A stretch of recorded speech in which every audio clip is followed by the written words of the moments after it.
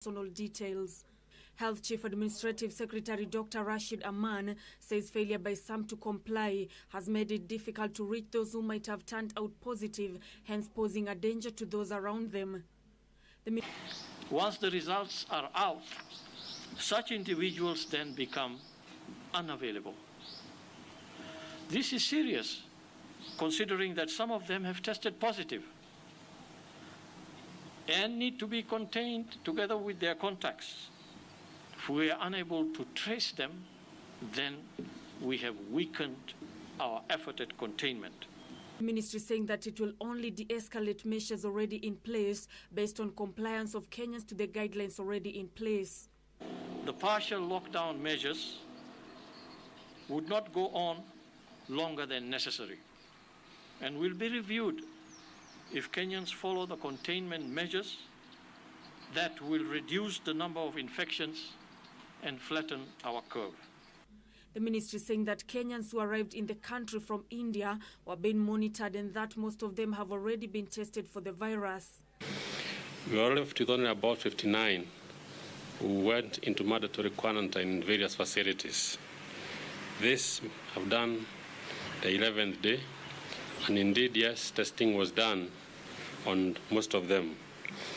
We also had those that arrived from China and London, and when each hits their 10th day of quarantine, we are in contact with the Nairobi Metropolitan Service, who are coordinating the testing for all those in quarantine. And we can confirm that even those who went on self-quarantine yesterday were assembled at Gara Health Center, less for about 14 who are not reached, and they were all tested yesterday. Out of 1,108 samples tested over the last 24 hours, 22 positive cases were recorded, with one more person succumbing to the virus in Mathare. Nairobi has 10 cases, Mombasa 9, while Kwale, Nakuru and Taita Taveta recorded 1 case each. The ministry says that with the deployment of the mobile laboratory at the Namanga border, congestion will be eased, with the result turnaround time set to reduce significantly. Nancy Okware, Channel 1 News. Away from the numbers, it is time where we get to look at the stories highlighted in the Standard, the Daily Nation and the Star. It is time for our segment in the headlines.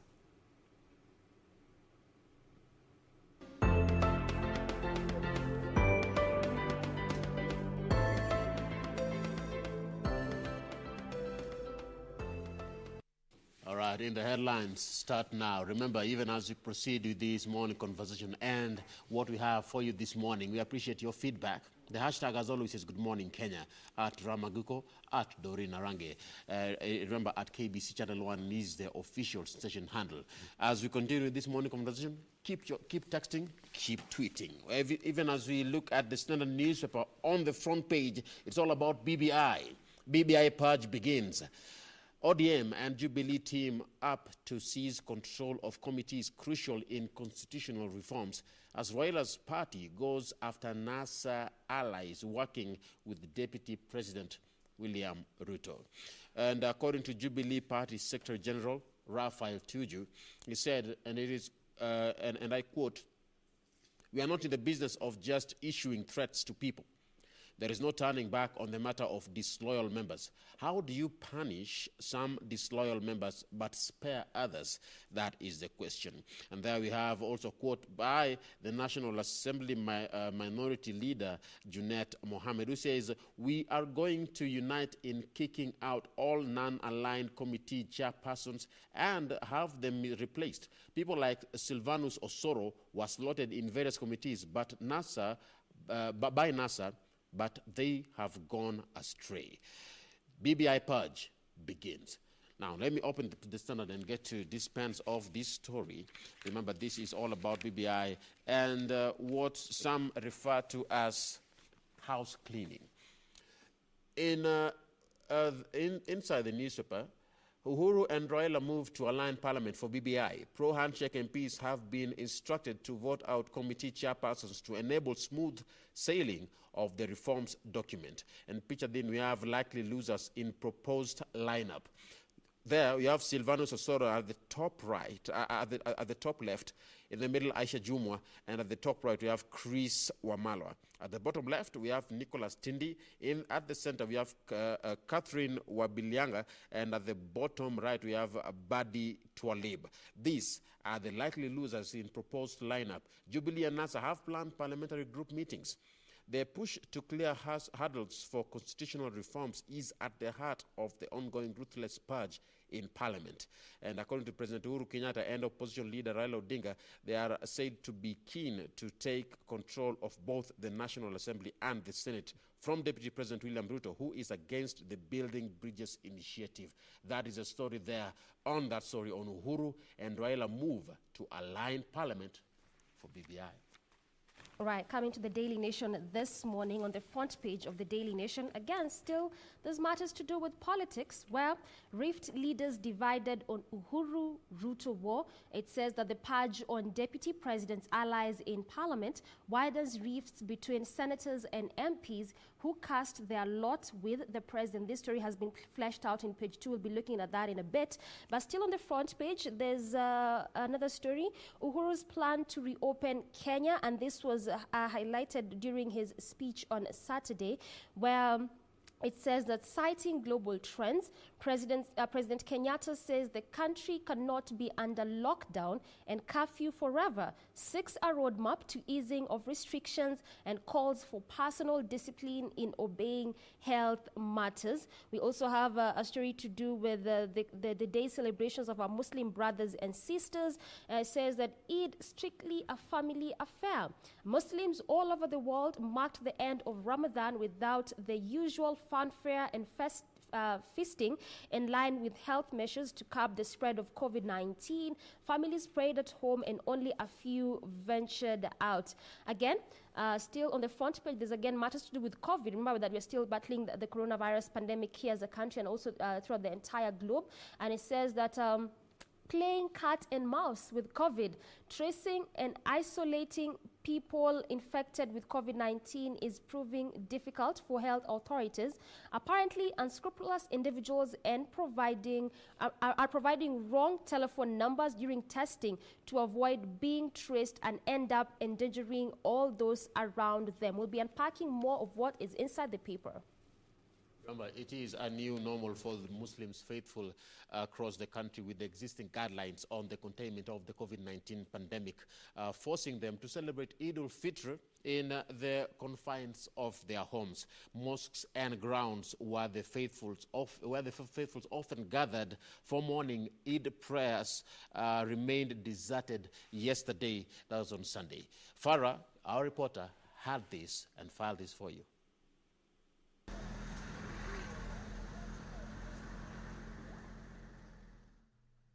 The holy month of Ramadan came to a close on Saturday with the sighting of the moon, meaning Sunday was the first day of Shawwal when Muslims celebrate Eid al-Fitr. On a normal Eid day, Allahu Akbar, Islamic prayer grounds are always full with hundreds of Muslim faithful praying together before proceeding to visit their families and enjoy the day. This year, however, has a new normal. The grounds remain deserted, mosques are closed, and every family has had to celebrate from the confines of their homes. Ugonjwa huu ni hatari. Kwa kuwa ni hatari, hii Eid kidogo imekuwa watu waiswali majumbani. Pamoja waiswali majumbani, imeleta pia msisimko fulani. Kwa sababu watu wengi wamezoea kumfuata imamu. Wao wako nyuma, lakini kwa sababu ya hili janga la ugonjwa, ikawa watu wajifunze wakiwa peke yao wanaweza kuswali vipi. The obtaining situation typified by Musa and his family who live in the city's Isli Biafra estate. Musa says that due to the current guidelines, he has had to make the best of this day from his house with his wife and children. Kwa Eid imekuwa tofauti na Eid zingine zote. Kama mwaka jana tulikuwa watu wengi, familia, wandugu, tulikuwa tumetangamana sote. Hata tukaweza kutembelea mandugu zetu wengine kwa South B. In normal circumstances, Musa says he would be taking his children to visit their grandfather, but the new normal has altered life. Mara nyingi kama saizi hivi watoto wanataka kucheza, wanataka kusherehekea ile Eid. na familia hatukuweza kutangamana nao kwa saizi kwa sababu hizi vile mipaka imefungwa na kuzuiwa kwa cessation of movement katika hizi area, inakuwa ni vigumu mtu kuingia. Sasa imebidi tusherekee tu kama familia tu vile tuko. His wife has however chosen to see the positive, saying that praying and fasting together at home has firmed up the family bond.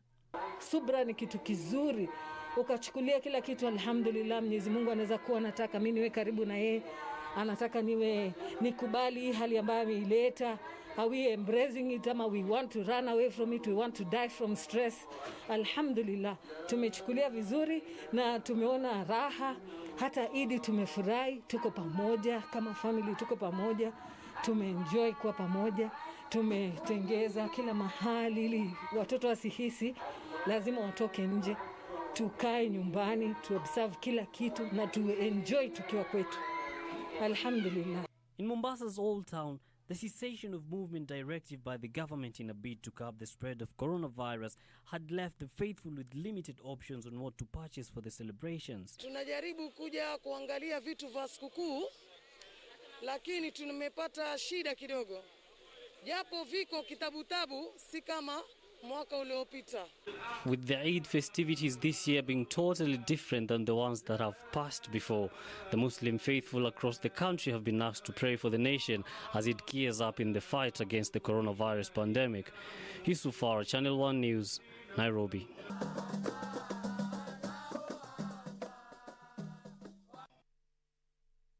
To all the Muslim brothers and sisters, and just to read the message, it says, as we come to the end of the holy month of reflection and prayer, I send my warmest greetings to this on this auspicious day of Eid al-Fitr. I am deeply moved by the fortitude of the Muslim community around the country. You have upheld the Ramadan spirit of selflessness, giving and compassion during the challenging times of a global pandemic. Muslim mosques and Muslim communities nationwide have found ways to distribute arms and reach out to the less fortunate in society with care packages. The kindness expressed to our fellow Kenyans of all walks and faiths during these difficult times is praiseworthy. Let me just read the very last paragraph of the message. As you continue to pray and meditate upon passages from the Holy Quran, may Almighty Allah, the most merciful and gracious, grant you peace, health, and joy on this day. Eid Mubarak. His Excellency Honorable Uhuru Kenyatta, President of the Republic of Kenya.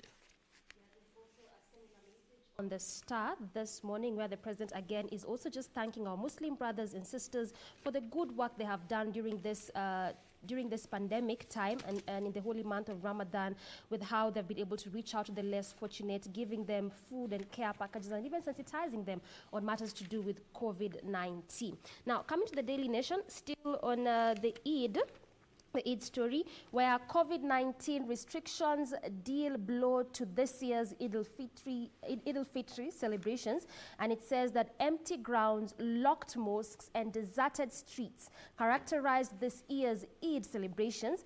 Even as calls to Eid prayers could be heard from some mosques, the places of worship remained shut, despite the prayers being broadcast on radio and TV.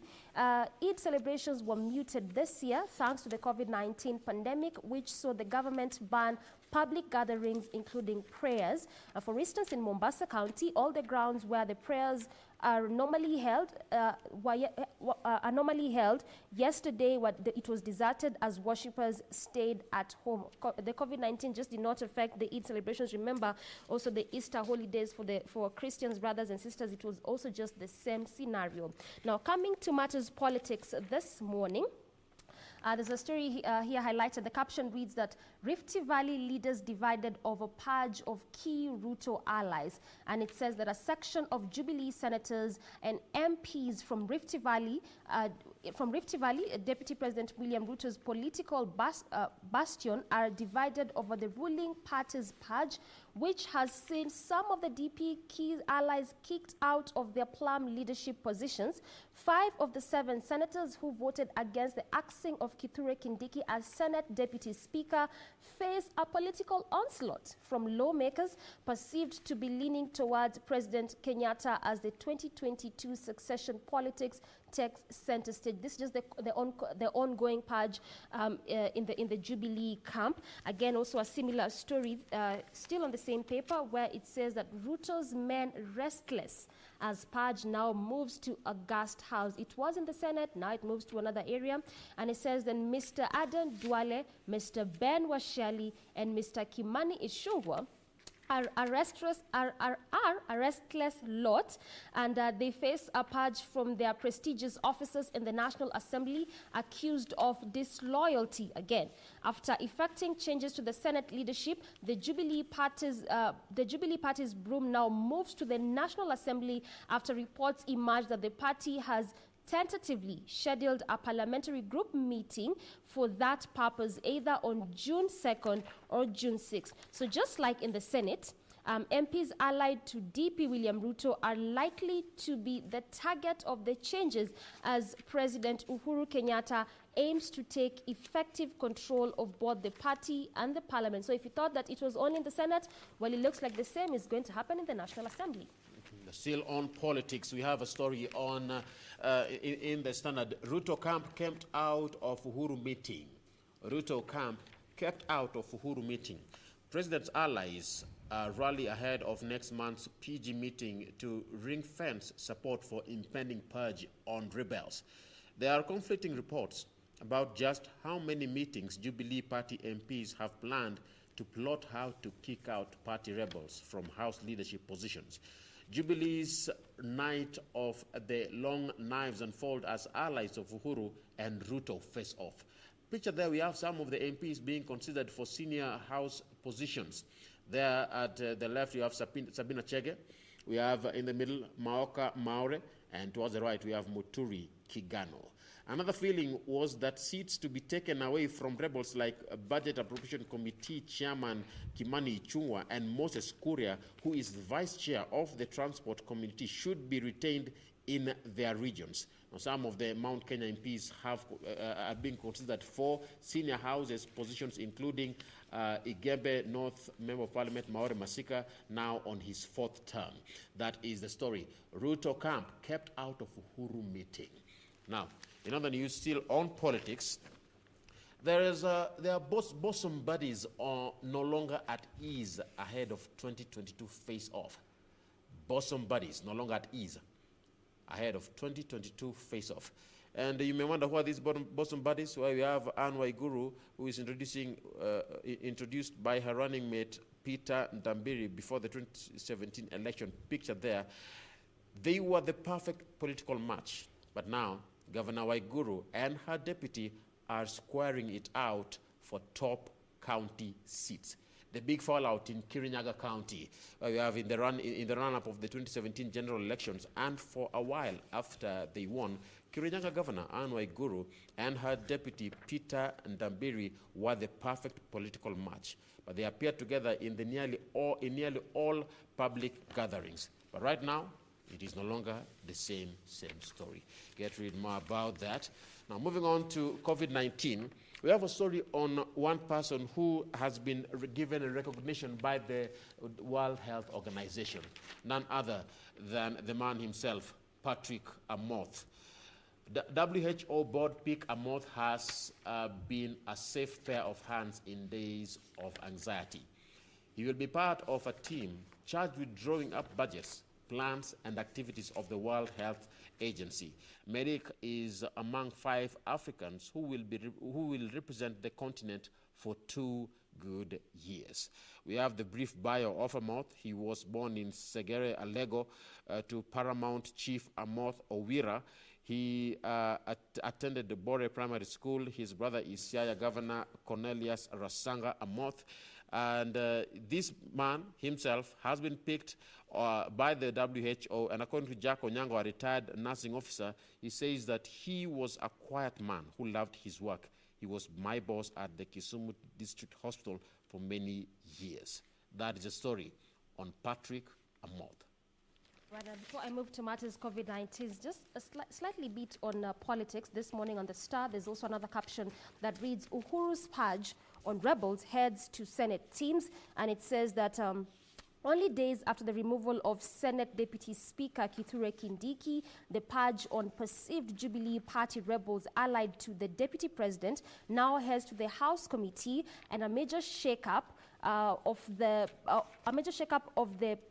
panels targeting senators considered disloyal to the ruling party and its leader, President Uhuru Kenyatta, is expected on Tuesday. So the majority chief whip, Irungu Kangata, said they are finalizing the changes with a view to unveiling it in the chamber tomorrow. So that's that in regards to matters politics this morning on the papers. Now, coming to COVID-19 this morning, on the Daily Nation, bid to start reopening as experts urge caution. This was also, like I mentioned, it was again on the front page of the same paper, and also part of what the president said on his speech on Saturday. And it says that the dusk to dawn curfew and containment measures put in place by the government to curb the spread of COVID-19 could soon be lifted once President Kenyatta's plan to reopen the country is actualized. So this follows a president directive, and the committees charged with various aspects of the COVID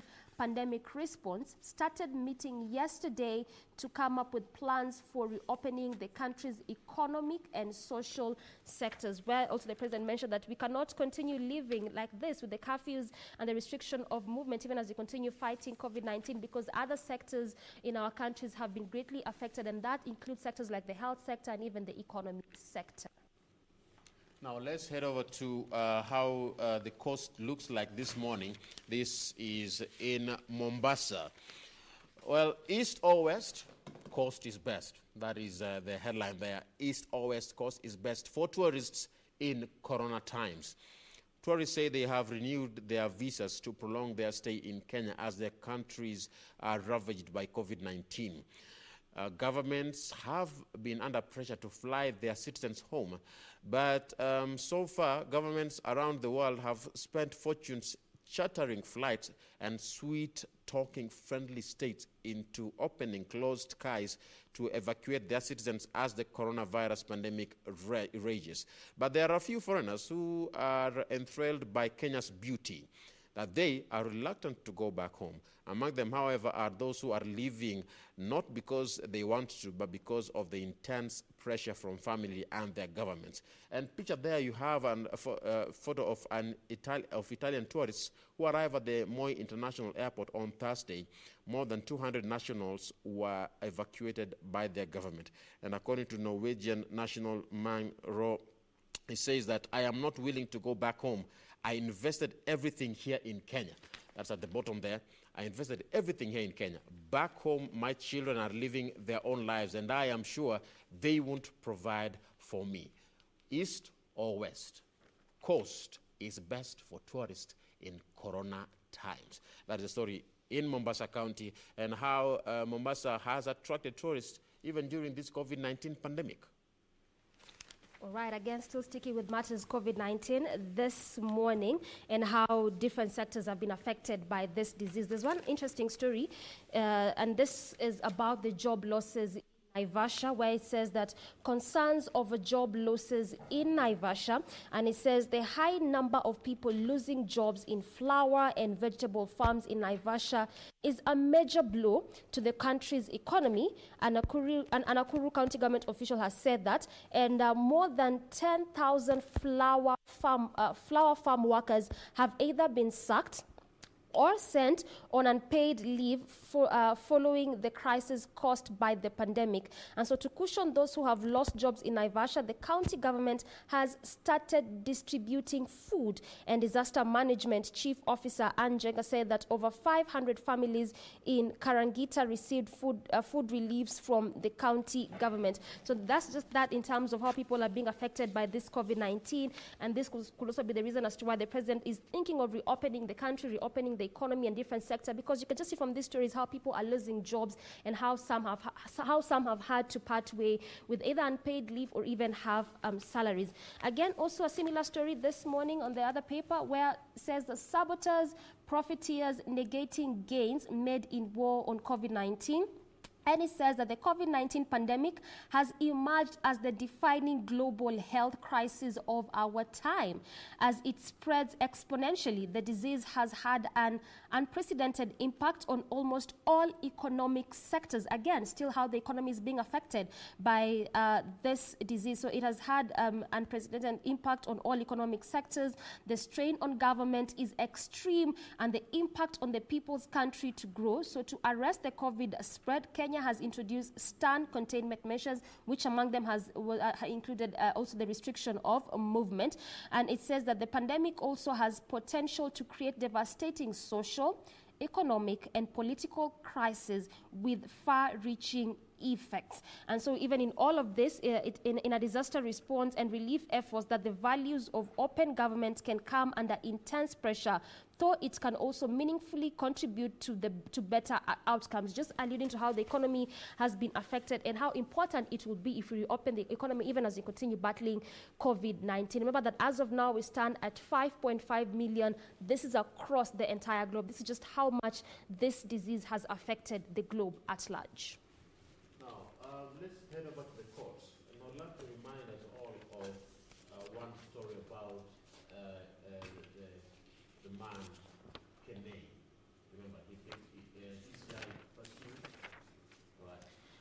All right, still sticking on matters COVID-19 and how it has greatly affected, the entire globe and the nation at large. I want to look at another story this morning, and this is in regards to matters to do with agriculture. Remember that also farmers are the ones who have also been hit hard even by this pandemic. There's a story in the Daily Nation this morning, and the caption reads that agriculture reforms threaten to split Rift Valley politicians. This is again in regards to matters agriculture as well as politicians. And just to read a sub-caption of that particular story where it says that farmers accuse lawmakers of remaining silent on matters that affect their economy mainstay. And as I had mentioned, that the agriculture sector is one again of those the sectors that have been also greatly affected by the spread of COVID-19. And so the farmers in this specific county just saying that the politicians there are not listening to their cries, listening to their pleas and what they need to do for them, at least to return the agriculture sector in that specific county to afloat. Now, to some other issues, and this is again also one of the things that has affected us as a country, and probably we might be overlooking it. Remember that we're battling COVID-19,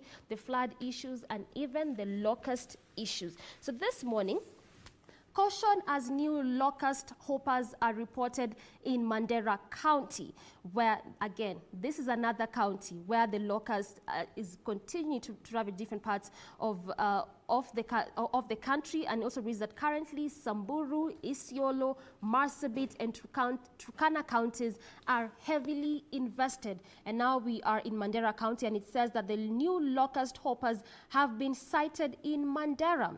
The agriculture CS Peter Munya said on Thursday that 4 counties, which I just mentioned earlier, including Samburu and Isiolo, are currently heavily infested by the desert locust. And he said that by February 20, he had said that by February 27, many counties were infested, but the swarms have since reduced. Thus, only 4 counties are of focus today. So even as we continue looking at matters to do with locusts, looks like they're trying to see how best they can mitigate the spread of locusts in these counties that are being affected by matters to do with locusts. Again, I'm also seeing a very interesting story again also on what is affecting us as a country. This is the cholera outbreak in Nakuru County. Moves to prevent cholera outbreak, where the Nakuru County government has identified Kihoto Estate in Naivasha as one of the areas prone to cholera outbreaks due to flooding due to flooding of latrines. So the county has embarked on treating water used on estate to prevent an outbreak. This comes in the wake of several cases of cholera in other parts of the county and Kihoto border lakes, Naivasha. Just the way I was telling you that, yes, you're battling different cases. We've just been looking at how coronavirus has affected different parts of the economy, the health sector, and even the economy at large, matters to do with locusts, and even the cholera outbreak in some parts of the country. Now, let's move on to the courts, where we have a story on Kenei and his murder. We have a story there. DCI pursued new leads on Kenei's death. Detectives returned the late officer's house as probe points to murder over fake arms deal involving former CS Rashid Chesa. Directorate of Criminal Investigations, that the DCI detectives on Saturday visited the house of the late Sergeant Kipyegon Kenei, who was attached to the office of the Deputy President, and the house has been under guard since the body of the officer was found on February the 20th. Officers briefed Kenei's father over progress of the probe. DCI pursued new leads on Kenei's death. Now, moving on, let's head over to Tana River. Remember, this is a place where we have been receiving floods. We have been having lots of floods happening at the Tana Delta. Remember, our reporter Nancy Okware has a story on that. Now, but moving on to it's still in the same region. Court allows county office project to go on. Governor says a choice of the location was due to its proximity to Hola Airstrip, Malindi Garissa Highway, and availability of land. Efforts of a section of Tana River County residents to stop the 800 million relocation project of the area headquarters has been thwarted by the court. Picture there, we have a photo of a background of the case, where we have Tana River Governor Dado Godana, who said the county will only be expected to contribute 150 million Kenyan shillings towards the project, of which the national government is shouldering 70% of the cost. Locals had moved to court to try stop the relocation of the headquarters. How will this end? Well, the governor and the county assembly are now expected to hold an appropriation consultative and sensitization meeting with the residents of Dayate. Court allows county office project to go on. All right, there's again also a similar story in regards to matters floods and how it's becoming difficult to even assist people living in formal sectors and even rural areas during this COVID-19 because of the flood issues. The caption reads that virus rules impossible amid insecurity, floods, where despite the government advocating social distancing to control the spread of COVID-19, parts of Baringo are unable to comply due to insecurity and floods. So this is just how insecurity and floods are affecting different parts of the country in terms of controlling the spread of COVID-19. Again, we also have our reporter who has covered this story in regards to how floods are affecting different parts of the country and what the government is trying to do to mitigate these issues. Take a look. From a distance, the inundation may be mistaken for a water body that has been in existence for ages. However, upon paying a closer look, the reality of submerged houses strikes. This is what has been left of some of the villages in Tana Delta, which residents once called a home. Yet, essential facilities such as schools have not been spared either. The only mode of moving from one point to another are these lightweight narrow vessels in the shape of makeshift boats, canoes, or for those daring enough, swimming. And as floods continue to wreak havoc in this place, the over 11,000 displaced persons saying a situation similar to this had never been witnessed in the area in the last 20 years. Hii it is very rare, lakini nafikiri saa hii ni mara ya 3 ama 4 tumepata floods. Lakini solution ni kujengwa dikes kubwa kubwa, ile flood control kama Budalangi ikuwe very strong hizo dike. Hii ni moja hapo tu ya shule zile zimeharibiwa na floods. Ni shule nyingi sana. imeharibika na floods. Kwa hivyo hali ndio hii, watu wanatoroka janga la corona, lakini hapa ni flooding. The state of affairs prompting calls on the government to repair the broken dikes. But that may not be enough, as Hassan Kuno, a resident of Danisa village, says thousands are starving for lack of food. Mahali tunaelekea watu hawana chakula, wamekuwa cut off. Inabidi tupeleke na maboti chakula sehemu za hewani Wema na Kulesa huko. Watu wako kwa shida kabisa. Na hii maji iko crocodile infested. Iko hali hatari sana. Hata kuna saa hii kulingana na hii ugonjwa wa corona, watu wetu wengine hata saa hii hata shilingi 10 huwezi kupata ndani ya mfuko yangu saa hii. Nikitaka kuondoka saa hii nikiambiwa nihame, sawa nitahama, lakini sina kitu ya kukodisha na gari ya mtu. As if that is not challenging enough, they are confronted with the reality that they are susceptible to attacks from animals that are roaming freely in the open. On this day, they received some aid from Garsen Member of Parliament Ali Wario, who alongside World Vision Organization distributed them with relief food. We have about 400 NFI kits, which we've dispatched now, as you see, to be able to support the people who have been affected by floods. Nancy Okware, Channel 1 News.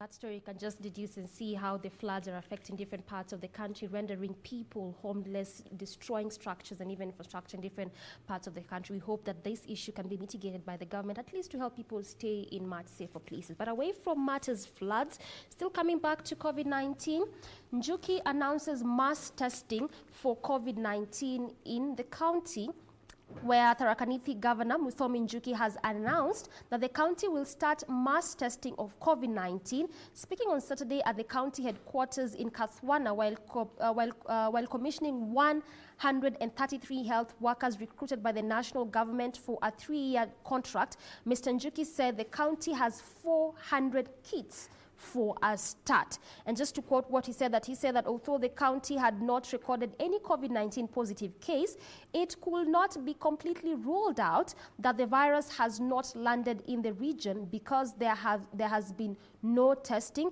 He also continued to say that we are starting mass testing of COVID-19 as part of efforts to confirm our status, because we could be rejoicing that no positive case has been reported in our county, while there are many out there spreading the virus. That is what the county governor of Tharaka Nithi said, that they are starting mass testing in that county just to stop and stem the spread of COVID-19 in the country, and even specifically in Tharaka Nithi County. Now, how this virus has affected even different parts of the health sector.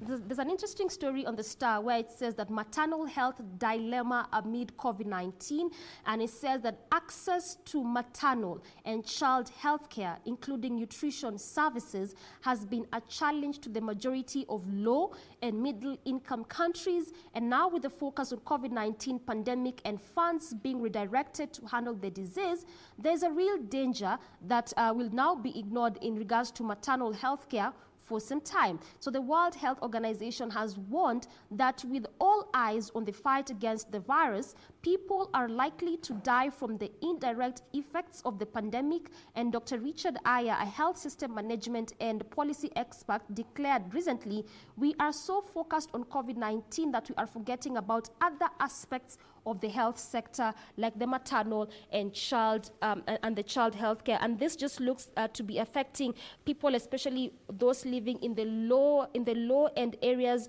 as well as those in the middle income areas of different parts of the country. This is in regards to maternal health care and how COVID-19 is affecting this sector as well as other sectors of the health sector.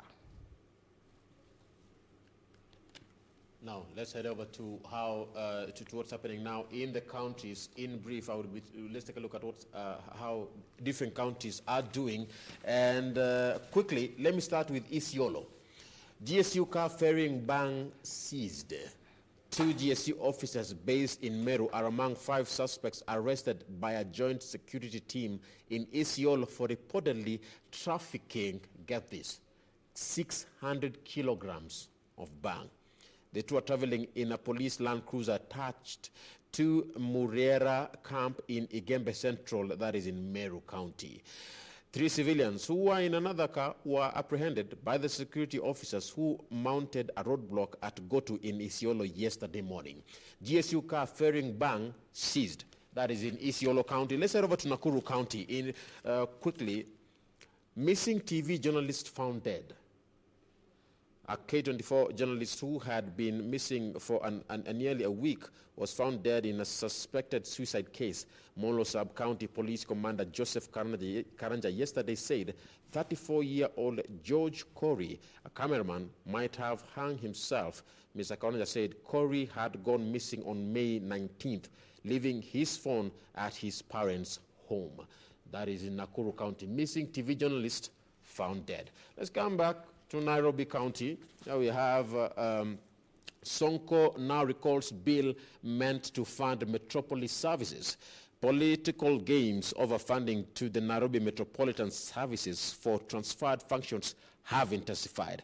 A new supplementary appropriations bill presented to the County Assembly last Wednesday has been recalled with slightly over a month left to the end of the financial year. Sonko now recalls bill meant to refund metropolis services. Moving on to Mombasa County, where you have a sleuth probe student murder.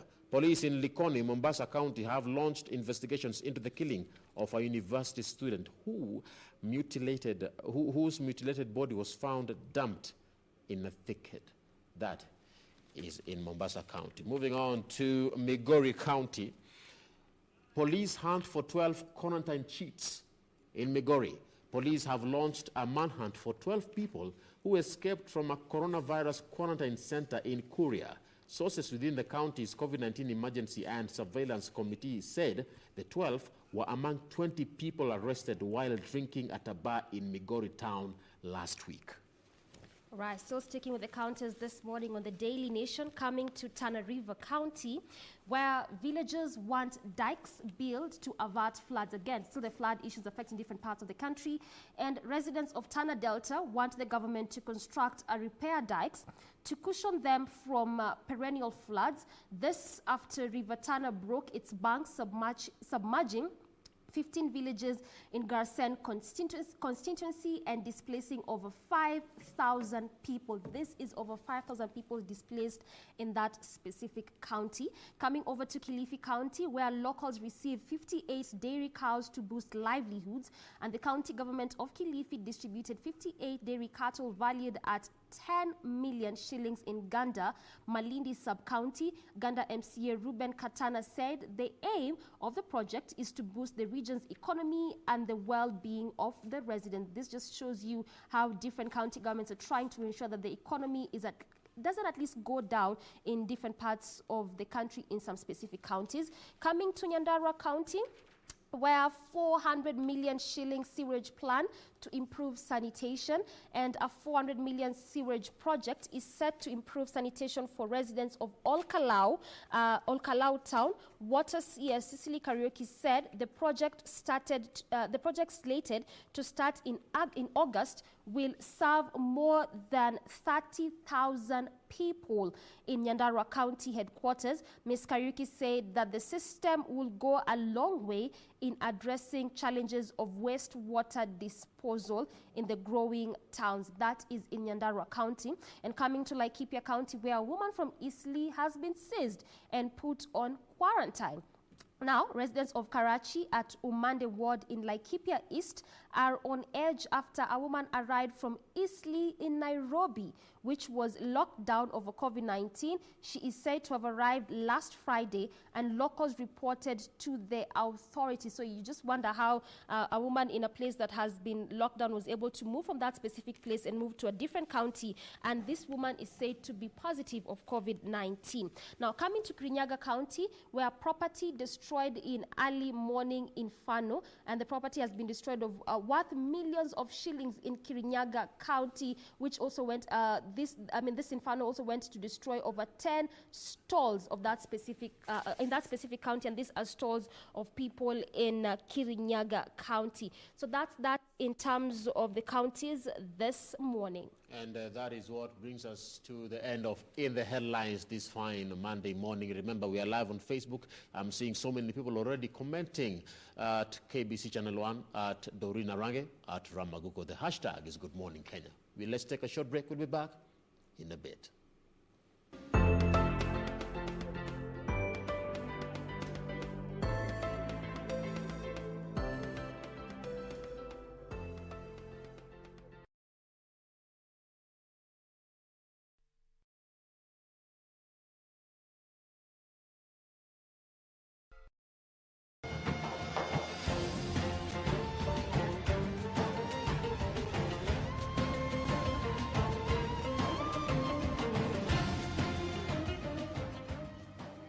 On the next episode of Corner. Me, the harder I try, the more guarded he gets. Well, that's just because you're the only one who can get to him. Not true. It is true. A manager will not show up at my house in the morning to discuss our personal relationship.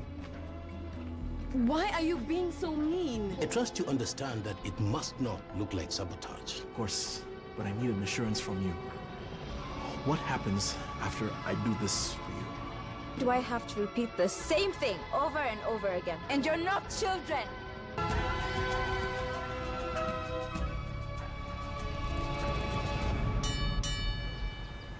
Next on. I wish you had not looked for me. I wish you had not compelled me to bring Ashok along to Patliputra. My lady, why are you so worried about your son? Tell me. Because Ashok is living in the place, surrounded by his father's enemies. I'm afraid of the day when everybody will learn about Ashok's father. What's the matter, dear? If there is something you want to share with me... I've learned a few facts that have changed the dimensions of my life.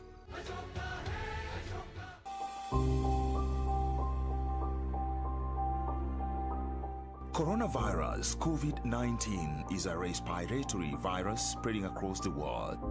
The infection is spread from droplets of coughing and sneezing of an infected person, touching or shaking hands or being in contact with contaminated surfaces or objects with the virus. The signs and symptoms are fever, coughing, headache, body ache, difficulty in breathing. The disease can be prevented by regularly washing hands with soap and running water. Avoid close contact with people who have flu-like symptoms. Avoid handshake, hugs, and kissing. Also, protect yourself by covering your mouth or nose using a disposable tissue while coughing or sneezing. If you experience these symptoms and you had traveled or been in contact with a person from a country reporting COVID-19, you should isolate yourself for 14 days. Dial *719# or call 719. This message has been brought to you by the Government of Kenya and its partners.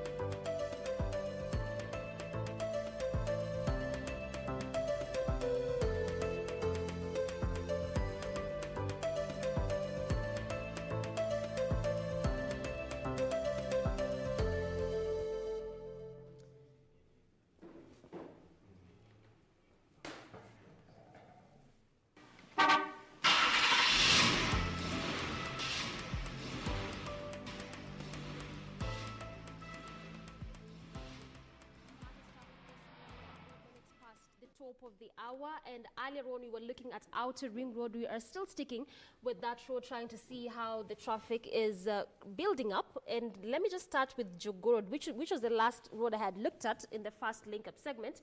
And I was telling you that this is again one of those roads that branches off from Outer Ring Super Highway. Let me just recap it for you. Outer Ring Road is the latest highway to be constructed in the country. It begins from Mombasa Road and goes all the way to Thika Super Highway. It branches off to a number of roads, namely like Jogoo Road, Manyanja Road, Juja Road, and other sleep roads that branches off from this major highway.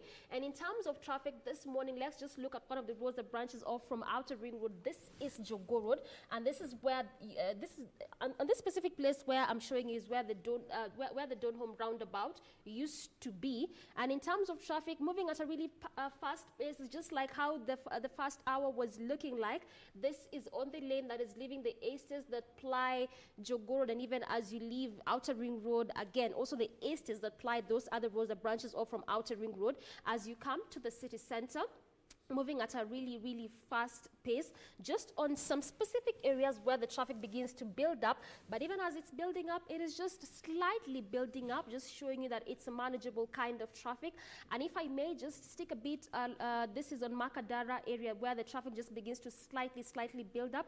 Remember, even as people are heading back to their businesses and workstations and things are going back to normal, this is why we are seeing traffic, at least in the past 2 weeks. We had begun spotting slight traffic snarl up, and even in some other roads, traffic, really heavy traffic.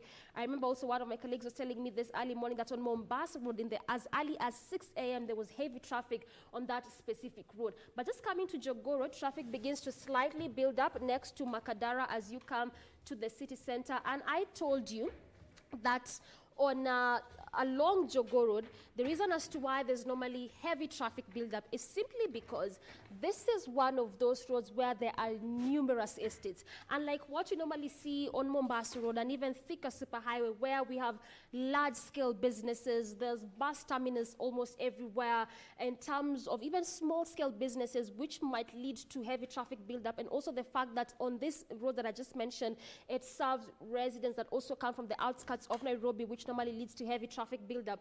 It is unlike when it comes to Jogoo Road, because Jogoo Road doesn't have the large-scale businesses, if I may say. It doesn't have so many small-scale businesses, doesn't serve any residents that come from the outskirts of Nairobi. But even at that, there's normally heavy traffic buildup simply because of the number of estates along Jogoo Road. Quite a number of them. And this morning, in terms of traffic on the lane that is coming to the city center, it's likely like what you'd expect to see, because oftentimes when we look at traffic, it is normally on the lane that is coming to the CBD. That is where we normally spot traffic buildup, whether it's just a slight traffic or even heavy traffic buildup, especially in the early morning hours or even the evening hours, or if you made the rush hours. That is when we normally spot the heavy traffic buildup, and it's because of obvious reasons. The reason as to why there's traffic in this early morning hour on specifically the lane that is leaving the estates as you come to the city center, in as much as it is a holiday, it is also because in the early morning hour, people are heading to their workstations, heading to their businesses, a number of activities, especially as you come to the city center. And this could be the reason as to why there's traffic in this early morning hour along Jogoo Road. And also, if you may look just from what you're seeing on our map, on the other lane, so it is the exact opposite. There's no traffic at all. And this is what this green color indicates, that there's no traffic on that lane that is leaving the city center as you come to the estates that ply Jogoo Road. So that's that in terms of traffic on that specific area, and that's just where there's that slight buildup of traffic on the lane that is coming to the city center is next to the Hamza Road junction. Again, like I keep telling you, in places where there are bus terminals, in places where the businesses, large-scale businesses, small-scale businesses, junctions, that is places where we normally spot traffic. And if you look just from our map, this is the Hamza Road junction. That is just where the traffic is at, a junction area. That is also the reason as to why there's normally traffic on such specific areas. But still sticking with matters traffic, just coming still along Jogoo Road, moving at a pretty fast pace, only on specific areas where there's where there's a slight traffic snarl up. Let me look again at one of the areas where anytime we look at Jogoo Road, there's always traffic. This is next the Uchumi supermarket, and again, traffic being spotted on the lane that is coming to the city center. Also on this specific area, it is a bus terminal. So that means people are boarding vehicles, some people are coming out of vehicles. So this is the reason as to why also there's a bit of traffic snarl up on that specific area. That is next to Uchumi supermarket as you come to the city center. But also, unlike other roads where the traffic police are normally up early trying to control traffic. I'm not so sure about Jogorod in terms of the police being in this specific road as early enough to try and control traffic. But as of now, moving at a pretty fast pace on specific areas. In some other areas, just a slight snarl up. Also, Jogorod branches off to Likoni Road, which goes all the way to Mombasa Road, connects all the way to South B. So again, this could be one of good alternative routes, especially for those that are using Jogorod, because like I keep telling you, Jogorod is one of those roads where traffic is normally heavy in the early morning hours. So if you do not want to make do with that traffic and on Jogorod and you're going about your businesses, trying to keep time, this could be one of the routes that you could use as your alternative route. This is Likoni Road. It branches off from that minor roundabout there, going all the way to South B, or even go ahead and use Mombasa Road as one of your alternative routes if you're going to the city center, and probably you may not want to make do the traffic along Jogo Road. So that's that in terms of traffic along Jogo Road, moving at a really fast pace.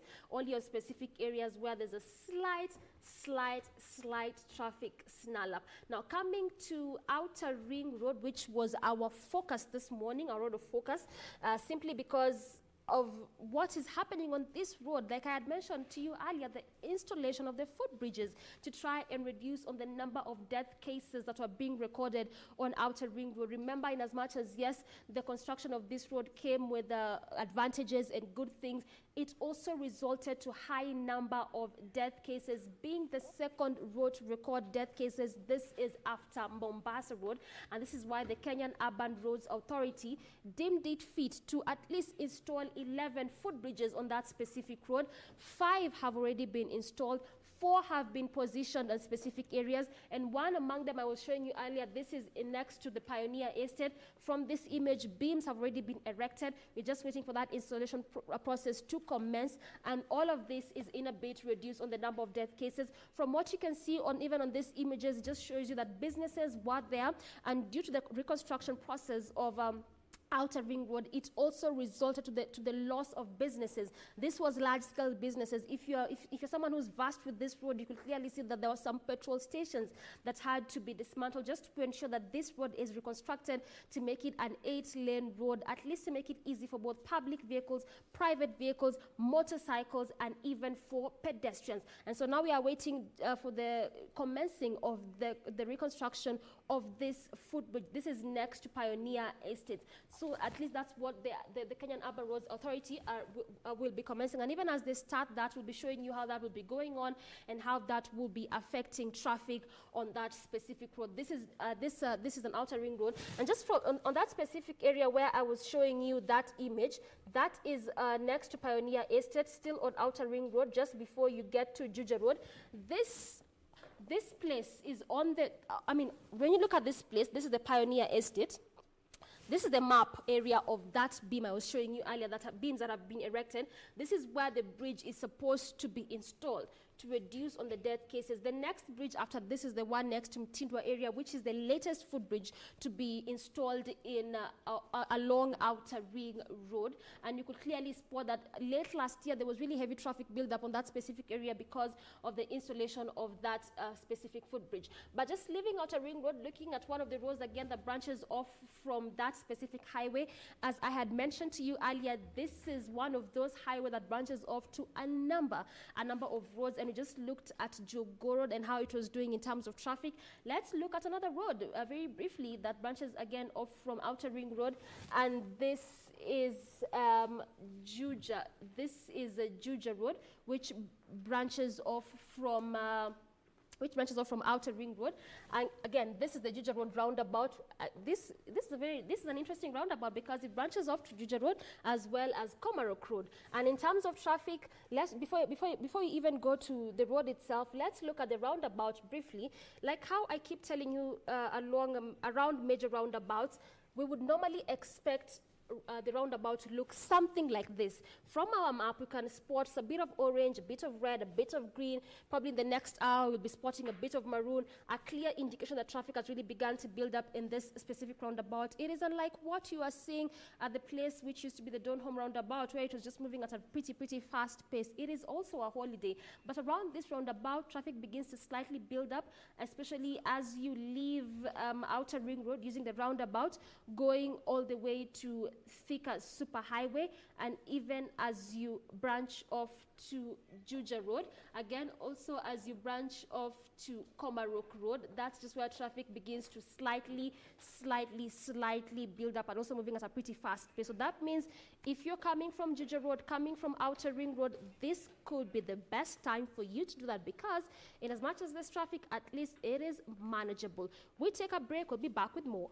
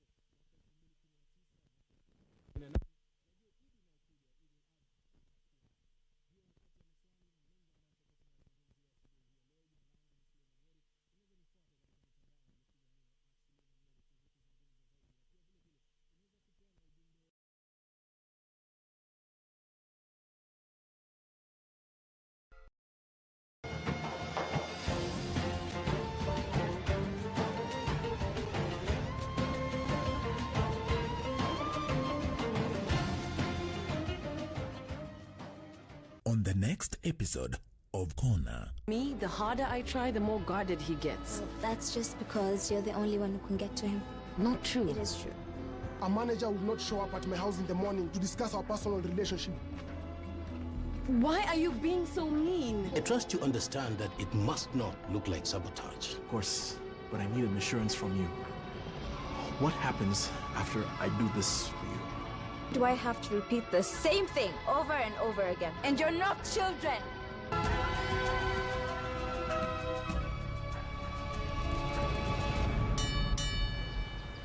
Next on. I wish you had not looked for me.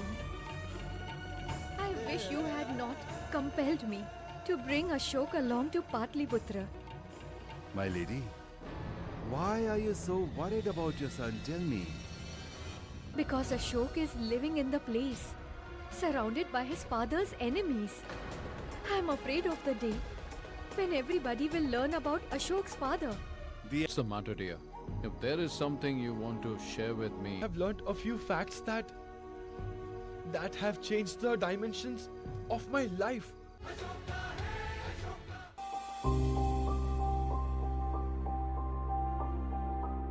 Coronavirus COVID-19 is a respiratory virus spreading across the world. The infection is spread from droplets of coughing and sneezing of an infected person, touching or shaking hands, or being in contact with contaminated surfaces or objects with the virus. The signs and symptoms are fever, coughing, headache, body ache, difficulty in breathing. The disease can be prevented by regularly washing hands with soap and running water. Avoid close contact with people who have flu-like symptoms. Avoid handshake, hugs, and kissing. Also, protect yourself by covering your mouth or nose using a disposable tissue while coughing or sneezing. If you experience these symptoms and you had traveled or been in contact with a person from a country reporting COVID-19, you should isolate yourself for 14 days.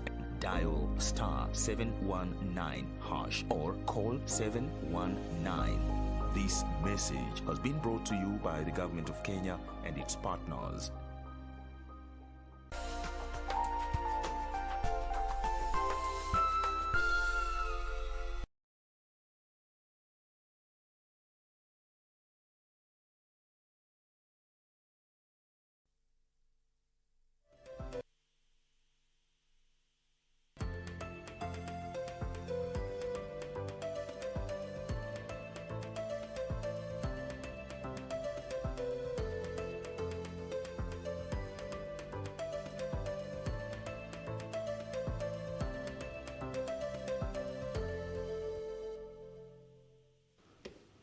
Marhaba, karibu sana asubuhi hii leo, ikiwa ni dakika 17 hivi zimekatika baada ya saa 2 asubuhi, ikiwa ni Idi speciali asubuhi hii leo, ambapo ndugu zangu wa Kenya wote, Waislamu wote ambao wanaitegea KBC Channel 1, leo hii tumekuandalia kipindi kizima ambacho ni speciali kwako wewe Muislamu kuweza kufahamu ama kuweza kufurahia Idi hii ambayo ni siku yake ya pili. Wengi wakiwa walianza Idi hiyo hapo jana siku ya Jumapili, wakifurahia baada ya kutamatika kwa mwezi mtukufu wa Ramadhani. Lakini kabla sijasema mengi sana asubuhi hii leo, nitakuwa naelekea hadi kule Mombasa, ambapo tutakuwa tunazungumza na katibu mtendaji wa chama cha wahubiri na maimamu wa Kiislamu CIPK, Sheikh Muhammad Khalifa, ambaye atakuwa anatueleza hali ikoje kule Mombasa. Je, Ramadhani hii tunavyoiangalia imekuwa kama Ramadhani ya kawaida? Na je, Idi ambayo imefanyika hapo jana imekuwaje? Sheikh Khalifa, assalamu alaykum wa rahmatullahi wa barakatuh. Wa alaykum assalam wa rahmatullahi wa barakatuh. Hali ya Mombasa ikoje sasa hivi? Shamra za Idi zikoje? Naam, bismillahirrahmanirrahim. Ama kwa hakika, kwanza tunamshukuru Mwenyezi Mungu Subhanahu wa Ta'ala kwa kutuwezesha kufunga Ramadhani mpaka kumaliza, tukawa tuko wazima na Mungu kutulinda na maradhi haya yaliyoingia. La jana kama ada, baada ya kuonekana mwezi juzi, jana ikawa ndio tarehe 1 ya mwezi wa mfungo mosi, ambapo kwamba ndio siku ya kusherehekea Eidul Fitri rasmi. Kwa hakika ni siku moja muhimu katika maisha ya Muislamu wote duniani, ambaye kwamba amefunga Ramadhani mwezi mzima. Inapofika siku kama ya jana tarehe 1, huwa ni siku yenye furaha kubwa sana kwa kumaliza mfungo. Na baada ya kumaliza mfungo kama huo, huwa jambo muhimu linalofuatia ni swala ambayo katika viwanja na katika misikiti. Lakini huzuni kubwa na historia ya dunia, hii si historia kwa Kenya peke yake, ni historia kwa dunia nzima, kwamba hiki ni kipindi cha peke yake ambapo kwamba imeweza kufungwa nyumba za ibada kama vile misikiti, sinagogi, makanisa na kadhalika. Kwa hivyo halikuwezekana kufanya zile swala za Eid kama inavyotakikana na Uislamu, bali imebidi tuvumilie na tubakie katika nyumba kulingana na maagizo yaliyotolewa na Wizara ya Afya pamoja na ofisi ya Rais. Hiyo ndo hali iliyokuwa jana, na leo itakuwa ni hivyo hivyo, hakutakuwa na mabadiliko. Wakazi wa Mombasa ni wakazi ambao wamezoea kusherehekea Idi kwa mapana na marefu, kwenda makadara, kutembelea jamii. Je, sherehe hizi ambazo hazikuweza kufanyika kama kawaida, wito wako kwa Waislamu wale ambao wako Mombasa ni upi labda?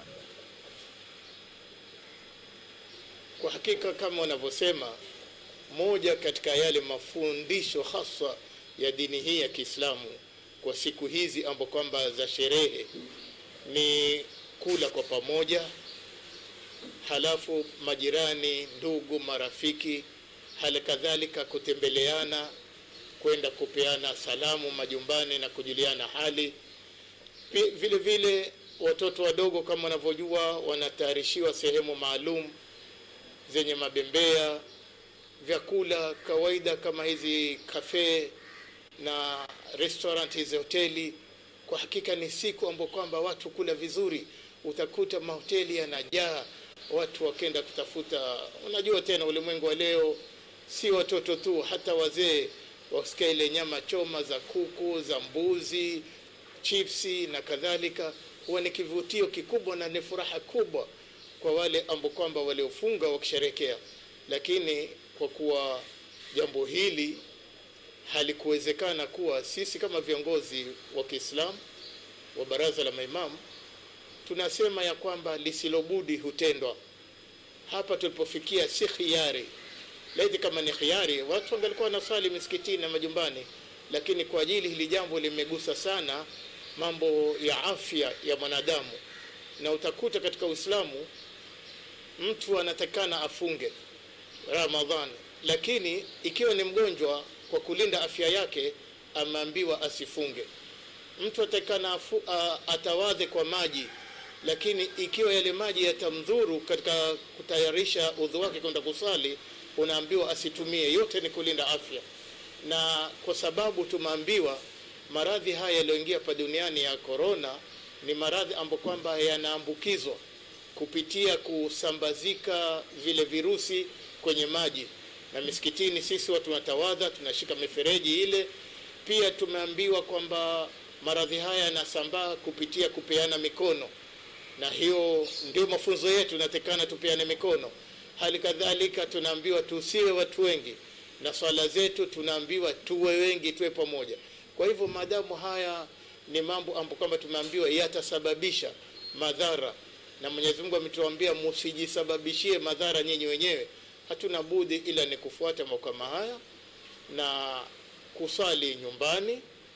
Pia kila mtu kusherekea nyumbani kwake na familia yake.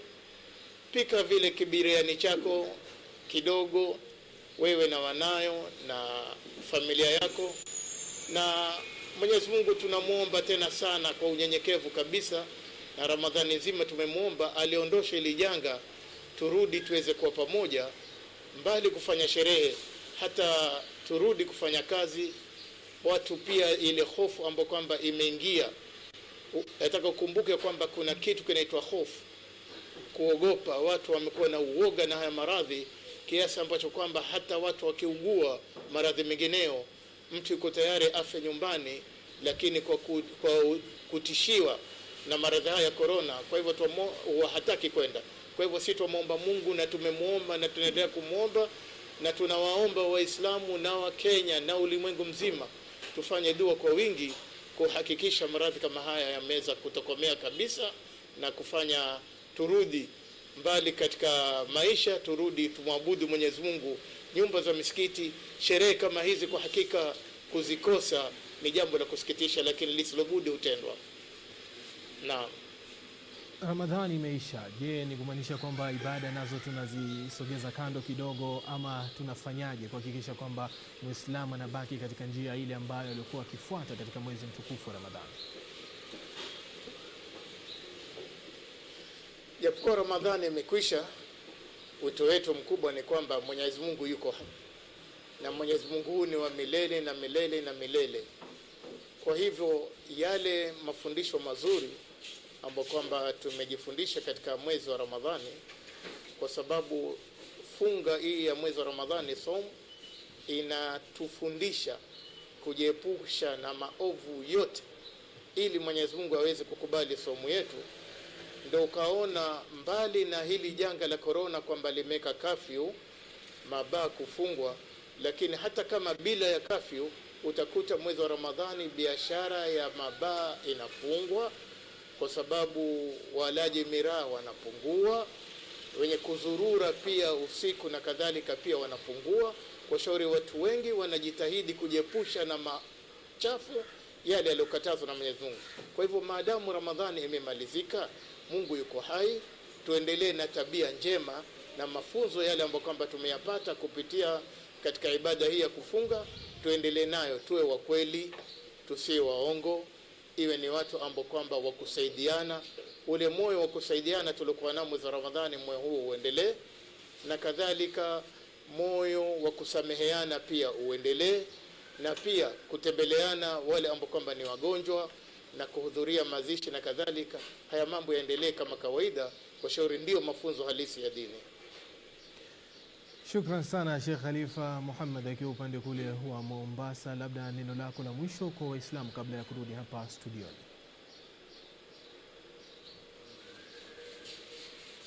Naam.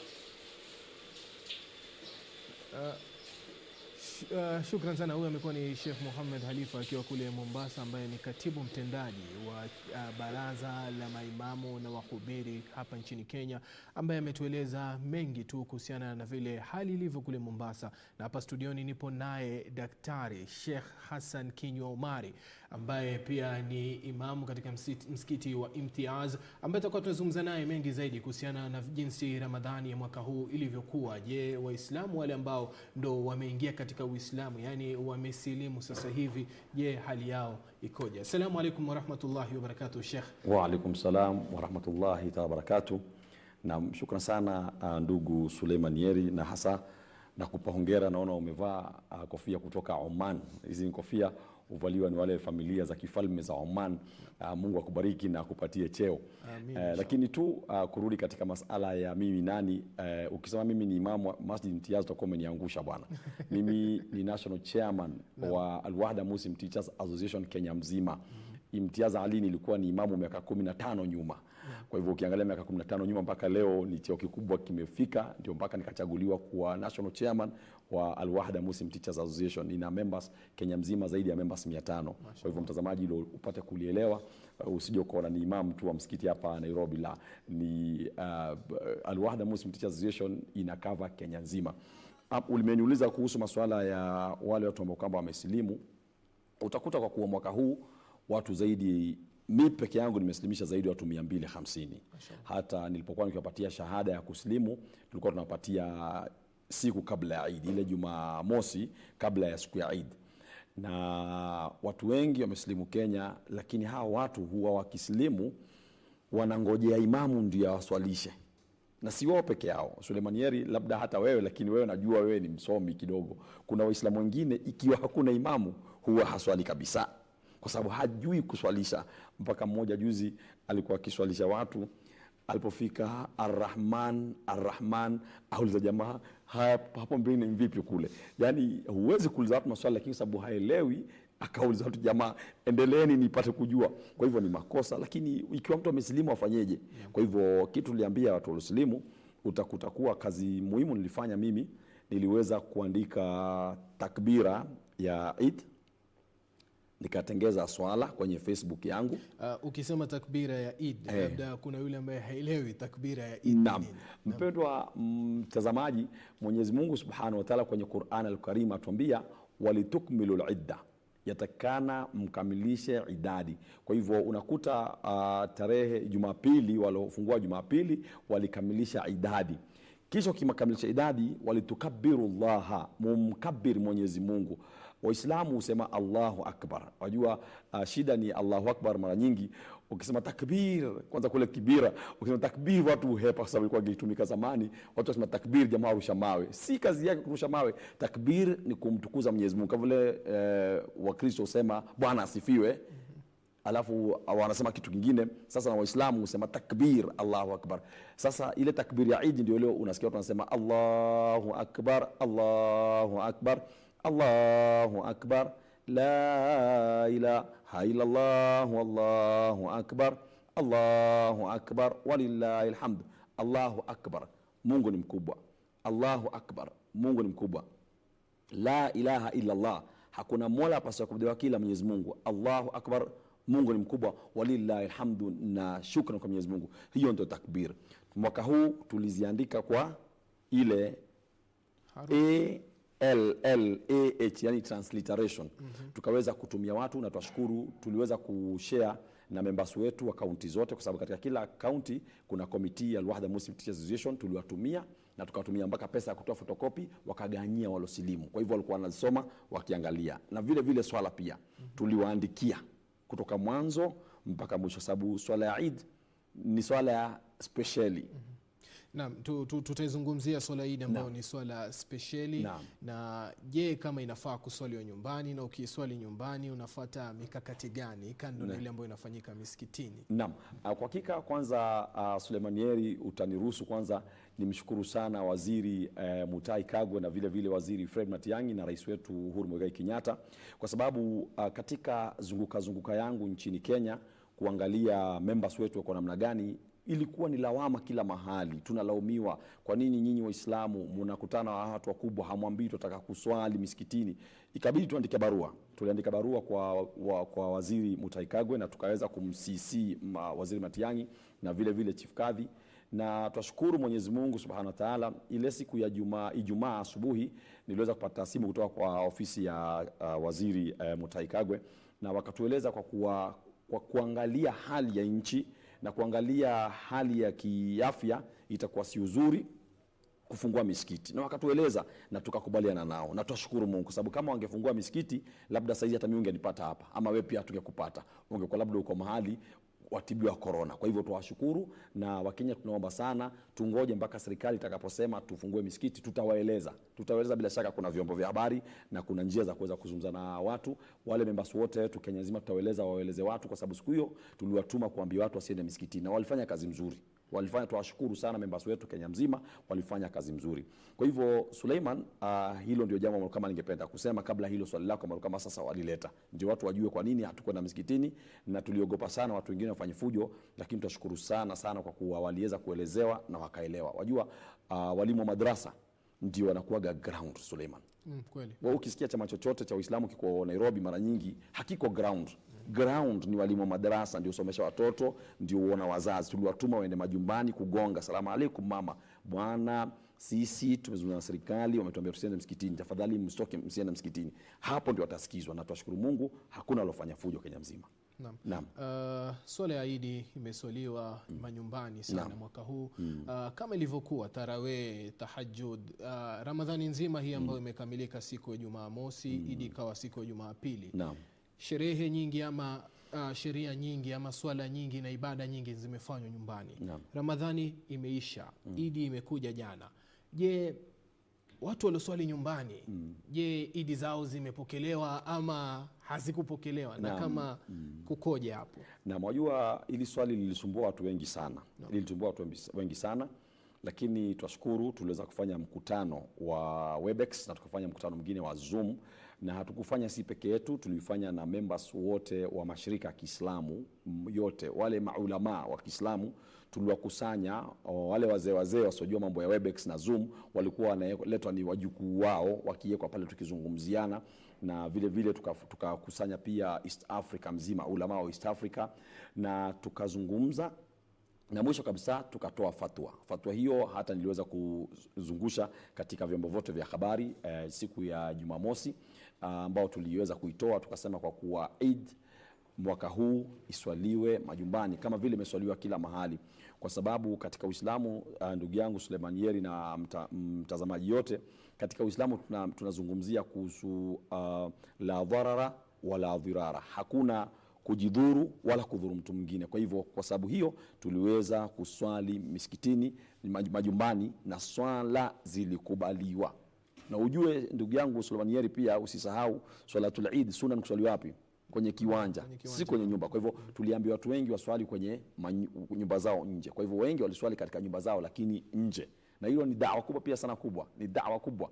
Na tulikuwa tushaeleza mpaka watu, kwa ukiona mtu kuswali nje usipigie polisi simu kumekuja jamaa kutoka Somalia kuja kulipua ama kutoka Iraki ama wapi, ujue ni watu wanaswali. Na alhamdulillah hakuna tukio lilitokea kwa kuaskari wampigia simu, kwa sababu kuna miaka kadha nyuma watu walienda kuswali pande za Ruai kule, wakawa wanaswali mahali nje, walikuwa wamevaa madevu, jamaa kutoka Pakistan walikuja kabeba lori nzima.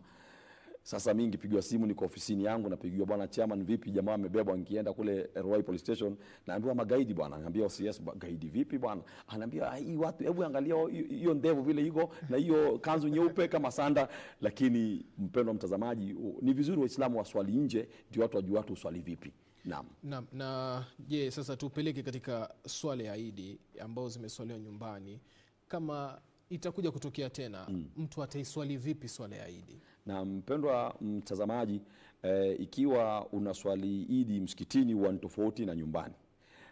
Swalatul Jumaa, ili mzuri watu waelewe. Swalatul Jumaa ni raka ngapi? 2. Na inakuwa na khutba kabla yake.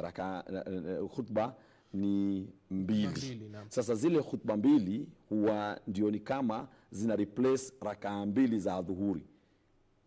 Kwa wengi wafaa kuelewa, ndio maana inakuwa ni raka 2 Ijumaa na zile khutba 2 ni kama raka 4. Ndio mtu akikosa khutba Ijumaa, kwa ulama wengi huwa amekosa Ijumaa, kwa ulama wengi, lakini wengine nasema ni sawa tu. Sasa salatul Eid, zile khutba ni sunna na raka ni sunna. Kwa hivyo ni sunna. Na watazamaji wengine watasema sunna ni nini? Sunna ni kitu ambacho kama ukikifanya unapata thawabu ama reward from Allah, lakini ukikiwacha hauna madhambi. Kama mimi nivaa pete hii pete ni sunna kuvaa, sababu Mtume Muhammad sallallahu alaihi wasallam alikuwa anavaa pete. Lakini kama sivai sipati madhambi, lakini kila nikivaa napata thawabu. Kwa hivyo Suleiman Yeri, kutoka leo uanze kuvaa pete. Usiogope kuulizwa ni wasichana kwani umeoa. Hiyo si muhimu sana, utawaambia hujaoa. Sasa kwa hivyo ikiwa unaswali nyumbani hakuna khutba. Lakini kama kuna mtu anajua kutoa khutba, atoe khutba. Na swala ya Eid ni ajabu sana. Inapigwa takbira ngapi? 7 raka ya kwanza. Imamu akisha isimama anasema usalli salata al-eidain lillahi ta'ala imaman, sababu ni imam. Allahu akbar. Watazamaji, siku yoyote Muislamu akienda kuswali ukiwa amesema Allahu akbar, usije ukamuuliza swali. Kuna siku nilikuwa na swali ofisini kwangu, nimesema Allahu akbar, secretary anakuja, boss unaitwa ni vice chancellor. Sasa mimi simwangalie vice chancellor bana, sasa mimi niko mbele ya Mungu bana na siwezi kumwambia. Nilinyamaza kimya. Muislamu akishaanza kuswali ukimuita, kama ni mwanamume anafaa, kama yuko nje anasema subhanallah, kama ni mtu anagonga mlango. Ikiwa ni mwanamke anapiga mkono. Kwa hivyo mtu akishasema Allahu akbar, Mungu ndio mkubwa. Hata nikaitwa na rais kwa bahati mbaya ama minister ama nani, siwezi kukata swala mpaka nimalize, sababu hapa niko mbele ya Mungu. Sasa ukishapiga Allahu akbar hiyo ya kwanza, hiyo haihesabiwi kwa ni takbira sasa hapo. Alafu unaanza Allahu akbar mara 7. Ukimaliza Suleiman unasoma suratul Fatiha. Hii kila mmoja anaijua. Sina haja kuisoma, sio? Ukimaliza suratul Fatiha ile bismillahir rahmanir rahim alhamdulillahi rabbil alamin mpaka mwisho, raka ya kwanza unasoma ukitumia sabbihisma suratul a'la, bismillahir rahmanir rahim sabbihisma rabbikal a'la alladhi khalaqa fasawwa. Yani sabbihisma rabbikal a'la, utukuze utajo ujina la Mola wako aliokuwa juu, alladhi khalaqa fasawwa, ambaye ameumba na akaeka sawa. Wajua Mwenyezi Mungu Subhanahu wa Ta'ala, ndugu Suleiman Yeri, ameumba na akasawizisha. Niangalie mimi ni mweusi, lakini kuna watu sema niko very handsome. Wewe ni mweupe ndugu yangu, very handsome. Na leo tumekuwa weusi tukiwa wawili hapa sisi, utaona hata hizi kamera zitaanza kushangaa mbona tu ni weusi. Lakini ukiwa mweusi na mweupe unaona kuna mwanamke atakuja aseme yuafa kwa sababu yako, na yeye ni mweusi, na mwingine mweupe atakuja kwa sababu yangu Mwarabu, asema wallahi mimi bila ule siwezi kulala. Mungu ameumba fasawa, ndio maana yake mpaka mwisho. Na ni sunna ukifika pale mwisho suratu Sabismi inamalizika suhufi Ibrahima wa Musa, yani zile suhuf, zile vitabu vya Ibrahim na Musa, useme alayhi assalam. Ni muhimu, lakini useme kwa sauti. Kuna jamaa alikuwa amekuja kuswali juzi alikuwa mkula mogoka, aliposikia suhufi Ibrahim wa Musa karuka alayhi assalam, kila mmoja akaanza kucheka. Sikia hapo Sheikh, kwanza kabla tuendelee katika rakaa ya pili ya swala ya Idi, tutakuwa tunaelekea hadi kule Garissa ambapo Sheikh Ismail yupo tayari pia kutueleza hali ikoje kule Garissa. Je, Waislamu wameisherekeaje Idi katika upande ule wa kaskazini mwa Kenya? Assalamu alaykum wa rahmatullahi wa barakatuh. Sheikh. Wa alaykum salaam wa rahmatullahi wa barakatuh. Alhamdulillah, tumesherekea vizuri. Ikawa Idi ya mwaka huu sawa na ile Ramadhan ambaye tulikuwa wakati wa tarawih, tulikuwa kusali kwenye majumbani, na hivyo hivyo sala ya Eid pia tofauti na ile ya zamani, tulisali tu kwa majumbani kwa sababu ya haya mambo janga ya corona. Tumesali kwa majumbani tofauti na ile zamani ukiwa tukisali kwa viwanja na kukutana na marafiki, jamaa na mambo mengi, kwa mambo ya ziara ya familia, mambo ya ziara ya marafiki, kukutana, kusherehekea pamoja. Mwaka hii haikuwa kwa ajili ya janga ya hii ya corona, na pia kwa ajili ya maagizo ya serikali kupitia wizara ya afya. Idi mwaka hii naona tofauti kabisa na ile za zamani. Sijawahi kuona hali kama hii toka nilizaliwa, na pia sijasikia watu huwa kusali kwa nyumbani tofauti na hii wakati wa sasa hivi. Sasa mwaka hii na imani kwamba jamii ya eneo hilo la kaskazini mashariki ni jamii ambayo huwa inapenda kutangamana sana, hususan wakati wa Idi. Je, kama mkazi wa Garissa, imewaathiri vipi ule undugu, jamaa, urafiki na ujirani? Hakika imeathiri sana, kwa sababu jamii yetu ni jamii ambaye hupendana, hasa kutembeleana, kukutana wakiwa na jambo lolote ya mambo ya harusi, mambo ya ile ya hakika, ile mtoto akizaliwa. Na wakati huu wa Ramadhan pia kuna sadaka na tunatoa kulisha watu kwa majumbani ama kwa mahali, kwa familia, marafiki, jirani, maskini, mafukara, ikiwa tukijumlika bahali moja,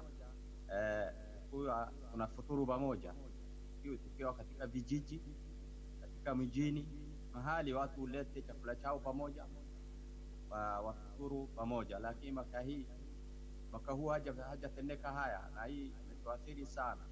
Wale maskini, wale mafukara, wanyonge wamefika sana zaidi, kwa sababu watu hawatembeleani vile zamani, hawakutani vile zamani, wafuturu pamoja kama zamani.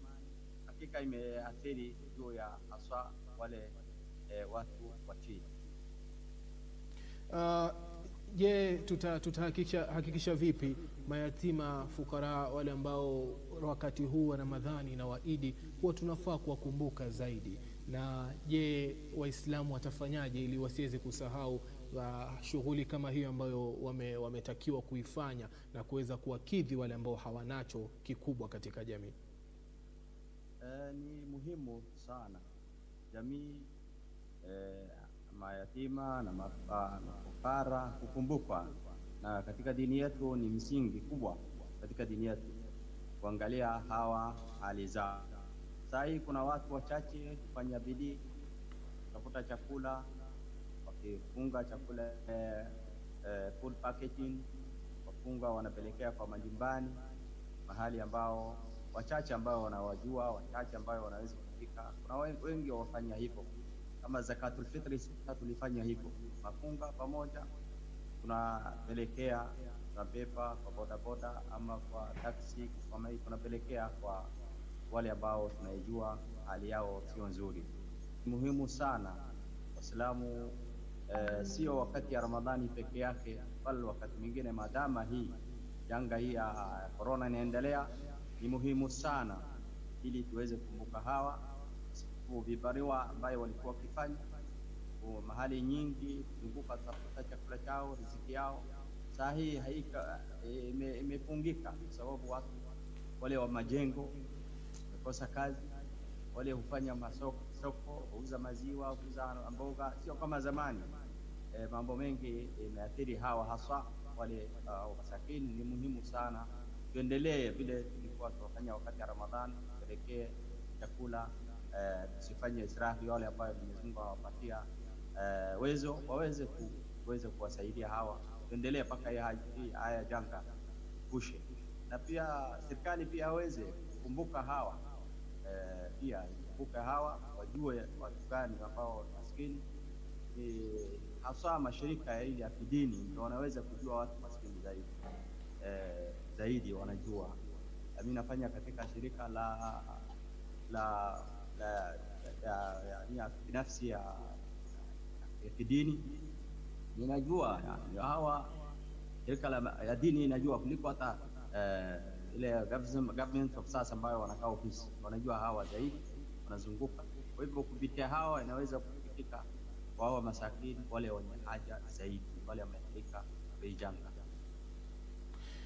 Shukran sana Sheikh Ismail kutoka upande kule wa Garissa. Natakuwa moja kwa moja sasa hivi tunaelekea hadi katika kaunti ya Kisumu, ambapo pia kule tuna Sheikh mwingine. Leo tumekuambia tuko na Idi speciali, tunakuangazia Mombasa, tumeenda Garissa, sasa twende Kisumu. Sheikh, assalamu alaykum wa rahmatullahi wa barakatuh.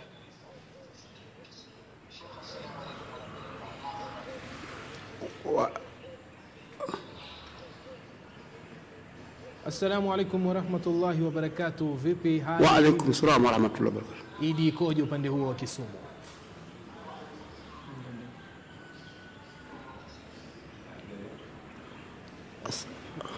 Assalamu alaykum wa rahmatullahi wa barakatuh. Bismillah nahmaduhu wa nasta'inuhu wa nastaghfiruh. Ama kwa hakika tunashukuru sana kwa kualikwa na watu wa KBC kuzungumza mambo kama haya. Kwa hakika kabisa hii Idi ya mwaka huu na Idi ya miaka iliyopita imekuwa tofauti sana, kwa kuwa furaha ya Idi ni watu kujumuika pamoja, kukula pamoja, kuswali pamoja. Lakini wakati huu itakalika katika vitabu vya makumbukumbu kuonyesha kwamba ni Idi pengine ndio ya kwanza watu kuswali majumbani. Watu wamekuwa, sababu watu tumezoea Idi, ikifika Idi tunatembeleana, tunapeana mkono wa thania, mkono wa Idi, kisha baadaye tunaswali kwa pamoja tukitoa takbira. Lakini sasa hivi imekuwa Idi ya leo ya mwaka huu watu wameswali majumbani, watu waswali sababu ya kuogopa mambo ya magonjwa hizi za corona. Lakini hii si sheria tunasema ya serikali, kwa sababu sheria ya madaktari. Sababu daktari akikwambia bwana usishike maji, itabidi uogope sababu kwa ushelea maisha yako. Sababu mara nyingi watu humsikiza daktari kwa sababu ya daktari ndio mwenye kuchunga maisha yetu. Sasa akishachunga maisha sasa kituelewe tufanye kadhaa ndio tunafanya. Hasa bado mkataga tusiingie, tuswali pamoja, tusijumuika pamoja, tufanye distance, tunafanya. Kwa sababu ya nini? Kujifanyia kuchunga maisha yetu, hatuwezi kuweka maisha yetu katika hatari. Lakini Idi ya leo imekuwa Idi ambapo kwamba katika vitabu kujulikana ndio Idi ya kwanza watu kuswali majumbani. Kila mtu anaswali kivyake kwa sababu ya kuchelewa afya zetu. Alafu tunakuwa mara nyingi sisi Waislamu ni kama unajua kuswali kufunga Idi na Idi fitri kwa sababu ya kuwa kufungua, sababu tu watu kumefunga. Kwa kuwa tu watu tumefunga, sasa tunafungua. Na kule kufungua ndio furaha, sababu Uislamu ana furaha mara mbili. Furaha yake ya kwanza ni kufungua.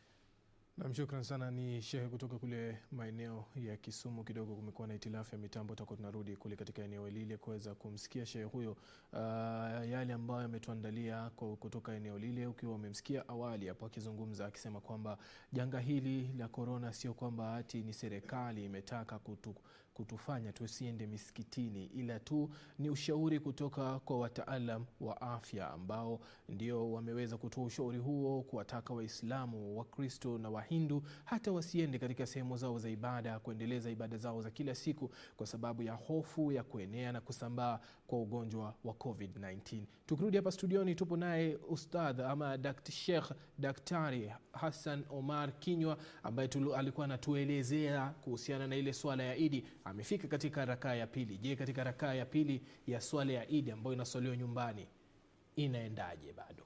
Naam. Shukran sana mtazamaji. Rakaa ya pili pale baada, nafikiri Suleiman, mtu asione kama mimi na tutafuna mirama ni walevi hapa. Swala huo haianzi katikati. Ulinikata pale na ni sawa, lakini nitakuomba sasa tukianza tumalize hiyo rakaa mbili. Sababu za utachanganya watu. Utamfanya mtu akiswali rakaa moja akaenda kuteka maji au kunywa chai arudi rakaa ya pili. Mpendwa mtazamaji, ukianza swala huwa huikati. Alinikata lakini ni sawa. Huwa hukati swala jamani. Nilikwambia hata Mwenyezi Mungu pekee yake ndiye anakuona mzungumzia. Hata ukaitwa ni nani, huwezi kata swala kwa sababu yake. Kwa hivyo rakaa ya kwanza mtazamaji nasema Allahu Akbar. Ni summary sasa ya kwanza tafanya haraka. Alafu unapiga takbira 7. Allahu Akbar mara 7. Ukishapiga 7 unasoma suratul A'la. Yani sabbihisma rabbikal a'la. Ukimaliza unarukuu kama kawaida. Alafu unasema subhana rabbiyal azim bihamdi. Subhana utakatifu wa maovu yote. Rabbiyal azim ni Mola wangu alokuwa mkubwa mara 3. Alafu unasimama unasema samia Allahu liman hamida, yani Mwenyezi Mungu anamsikia mtu yote mwenye kumhimidi, mwenye kumshukuru. Alafu unasema rabbana lakal hamdu, Mwenyezi Mungu shukrani zote ni zako wewe. Alafu unasujudu, kusujudi kuweka kichwa chini kule, unasema subhana rabbiyal a'la. Tofauti ya tasbih ya kurukuu na kusujudu, ile ya kurukuu unasema subhana rabbiyal azim, yani utakatifu ni wa Mwenyezi Mungu alokuwa mkubwa. Lakini katika kusujudu unasema subhana rabbiyal a'la, utakatifu wa maovu yote ni wa Mwenyezi Mungu alokuwa juu kabisa, juu kabisa.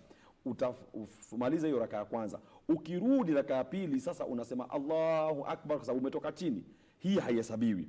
Alafu unapiga zingine 5 Allahu Akbar, Allahu Akbar, na unawapatia nafasi wale maamuma, usizipige kwa pamoja. Unajua kuna wengine wani kama watakimbia kula, piga Allahu Akbar, Allahu Akbar. La, unasema moja unapumzika, ingine unapumzika, zifike 5. Ukimaliza unasoma suratul Fatiha tena. Ukimaliza suratul Fatiha unasema suratul Ghashia, unasoma suratul Ghashia. Bismillahirrahmanirrahim. Hal ataka hadithul Ghashia. Hal ataka, je haijakujilia wewe, mpaka mwisho wa hiyo sura. Ukimaliza hiyo sura nao pia ina maneno kule mwisho inaosema inna ilaina iyabahum thumma inna alaina hisabahum. Hizi sura mbili ni muhimu sana kwenye Uislamu. Inasema inna ilaina iyabahum, hakika kwetu sisi wataregea, yani sote tutarejea kwa Mwenyezi Mungu Subhanahu wa Ta'ala. Thumma inna alaina hisabahum, kisha sisi sote kwa Mwenyezi Mungu ndio tutahesabiwa. Kwa hivyo mtazamaji, ikiwa una cheo chochote katika serikali ama mahali popote, ogopa sana hisabu ya Mwenyezi Mungu.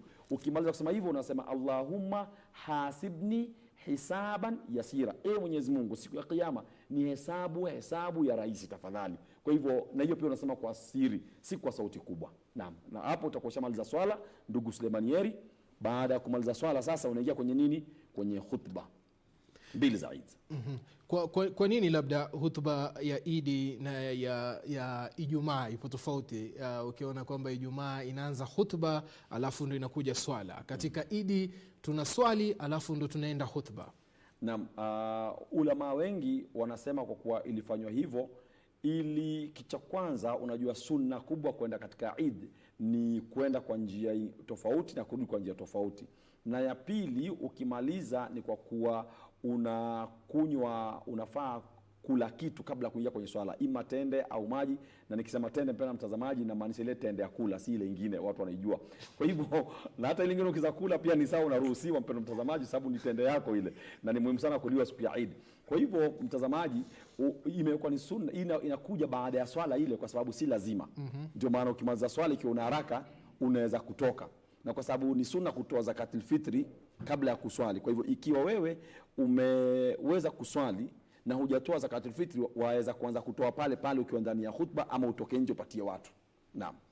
Shukran sana. Ni Sheikh Daktari, yani dokta ile ya filosofia, Hassan Kinywa Omari, ambaye pia ni mhadhiri katika chuo cha Nairobi. Lakini kabla hatujaweza kuendelea na kuzungumza mengi naye, tunarudi kule tena Kisumu tuweze kumsikia shekhe ana yapi ambayo ametuandalia hasa katika eneo lile. Sijui shekhe, labda uweze kutueleza wakazi wa Kisumu, Idi yao imekuwaje hapo jana na Ramadhani yao imekuwaje mwezi mzima kutoka tarehe 24 mwezi Aprili hadi tarehe 23 mwezi wa Mei?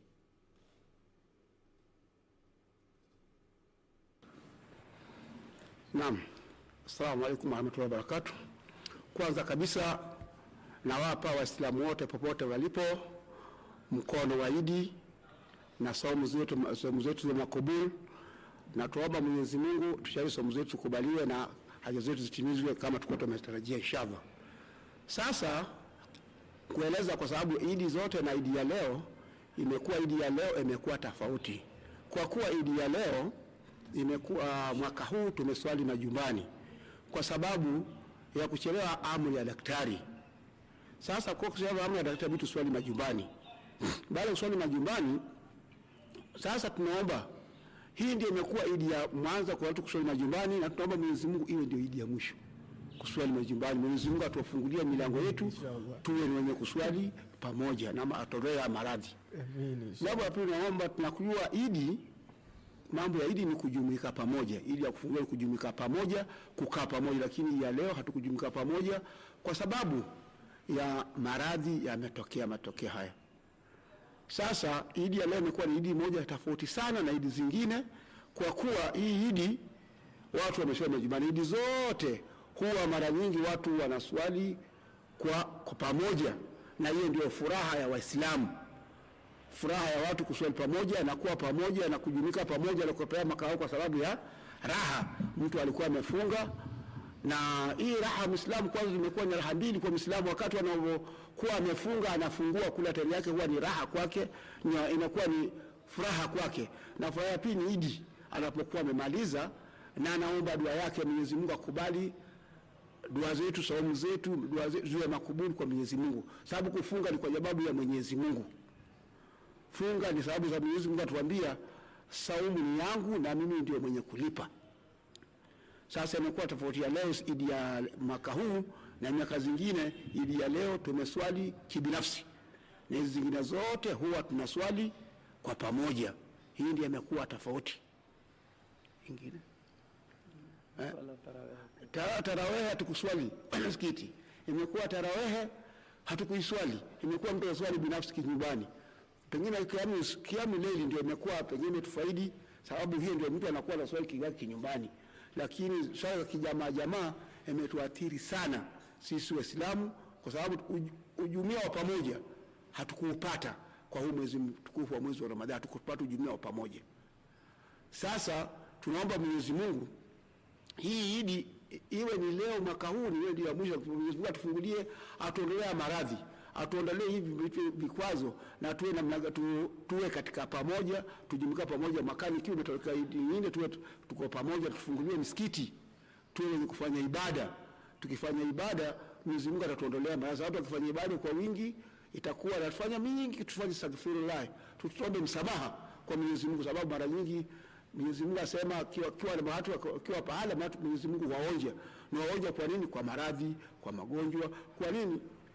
Aona imani zao. Sasa imani zetu Mwenyezi Mungu atujenge imani zetu ziwe za kheri na ziwe nzuri, na tufungulie milango yetu, saumu yetu, vitu vyetu viwe makubuli inshallah. Labda Sheikh, kuomba kuomba Mwenyezi Mungu aweze kutuondolea hili janga la corona. Je, tutatumia ibada gani zaidi ili tuweze kuondolewa janga hili la corona?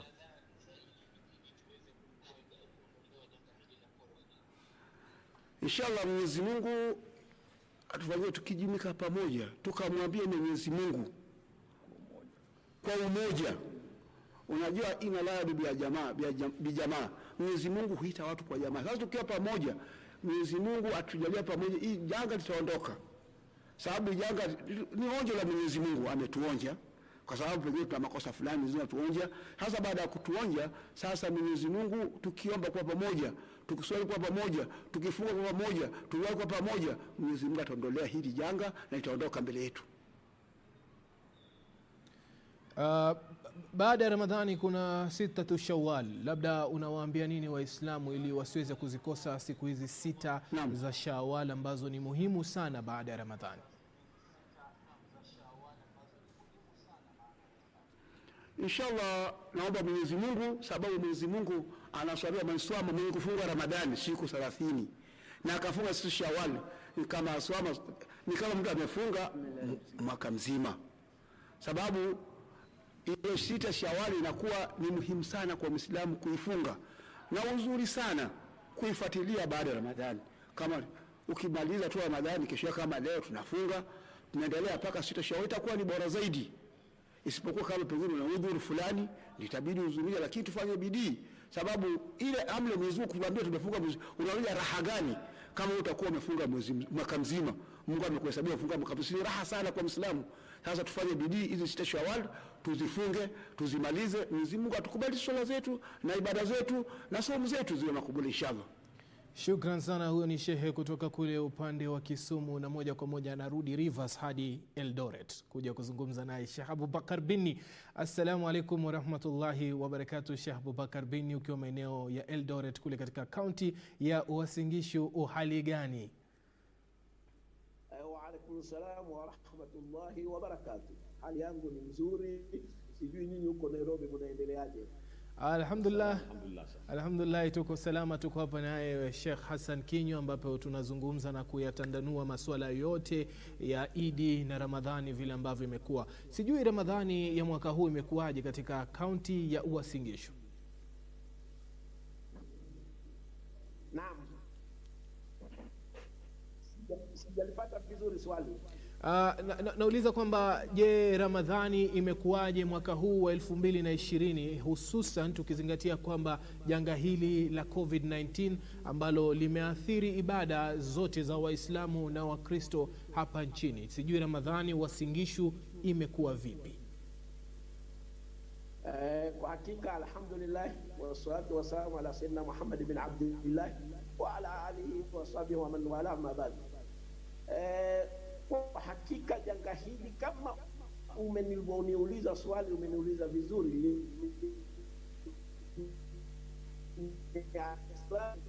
na katika sisi Uasin Gishu ni kama Waislamu wengine wazima walivyoathirika na hili. Ni haya mambo, ndugu mtangazaji pamoja na Dr. Kinyo hapo studio, ni mambo ambayo kwamba kusema la ukweli yameitikisa dunia, lakini sisi kama Uasin Gishu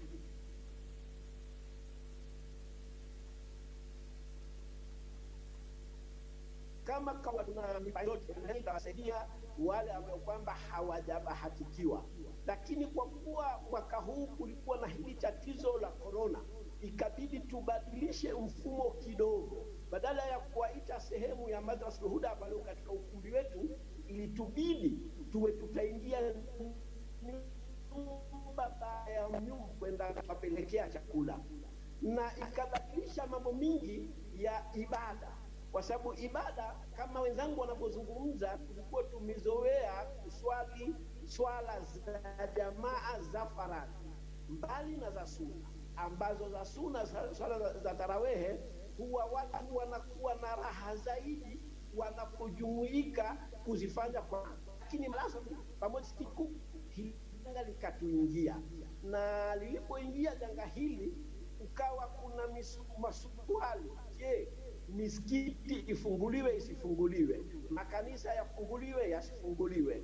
Mimi ni moja nilitoa maoni yangu, nikasema ikiwa kuwa na utaratibu uliokuwa mzuri, kwa sababu ugonjwa huu umeletwa na Mungu kulingana na imani yetu ya Uislamu, na mwenye kuondosha ugonjwa huu ni Mungu. Ningelikuwa ni vizuri zaidi tumkaribie Mungu vizuri, tumkaribie Mungu mahala karibu zaidi, na kumkaribia Mwenyezi Mungu ni mahala ambapo kwamba msikitini. Mwenyezi Mungu Subhanahu wa Ta'ala alipotuletea hili saumu, sio ni mzigo kwetu sisi, bali yuridu Allahu bikumul yusra wala yuridu bikumul usra. Mwenyezi Mungu alikuamisha na Kiislamu chochote kinachokufanya. Kwa hivyo tulipokuwa ni shida kutekeleza ibada katika nyumba za Mwenyezi Mungu kwa jamaa, ilipatikana jamaa ndani ya majumba yetu, na jamaa ni mmoja, ni wawili na kuendelea, inaitwa jamaa. Sasa wewe ukiswali na watoto wako ushapata ile inaitwa jamaa. Kwa hivyo yuridu Allahu bikumul yusra, Mwenyezi Mungu hatuwekei uzito, kinachotokea kinakuwa na mbadala wake. Kwa hivyo ndugu mtangazaji, kusema la ukweli, mara hii Ramadhani ya mwaka huu imekuwa Ramadhani ya kipekee ambayo haifanani na Ramadhani nyingine. Mimi husema imekuwa ni nzuri, imejenga imani zaidi kuliko Ramadhani nyingine, kwa sababu Ramadhani nyingine mtu anaenda kuswali tarawehe kwa sababu fulani amuone au tajiri. Sasa hadi moja kwa moja kwenda kumwabudu Mwenyezi Mungu na kumwelekea Mwenyezi Mungu. Lakini unapo swali ndani ya nyumba yako pamoja na watoto wako, ile takwa inakuwa mzuri. Hili ni funzo ambalo Allah Subhanahu wa Ta'ala ametuletea, ndani yake kuna mazingatio pale tulipo swali na watoto ndani ya nyumba zetu, basi tuendelee. Ramadhani yetu hapa Wasingishu alhamdulillah tumekuwa ni nzuri, kwa sababu watu wote wamepata futari. Umetokea wahisani, wafadhili walikuwa wakitusaidia kila siku, lakini mara hii waliongeza zile vipimo zao. Kwa hivyo kila mmoja alipata chakula kisawasawa, na ibada zake ndani ya manyumbani tuliwahamasisha wasiate ibada kwa mitandao. Hili ndilo ambalo nimeliona katika Ramadhani hii, especially ukiziangalia zile Ramadhani nyingine.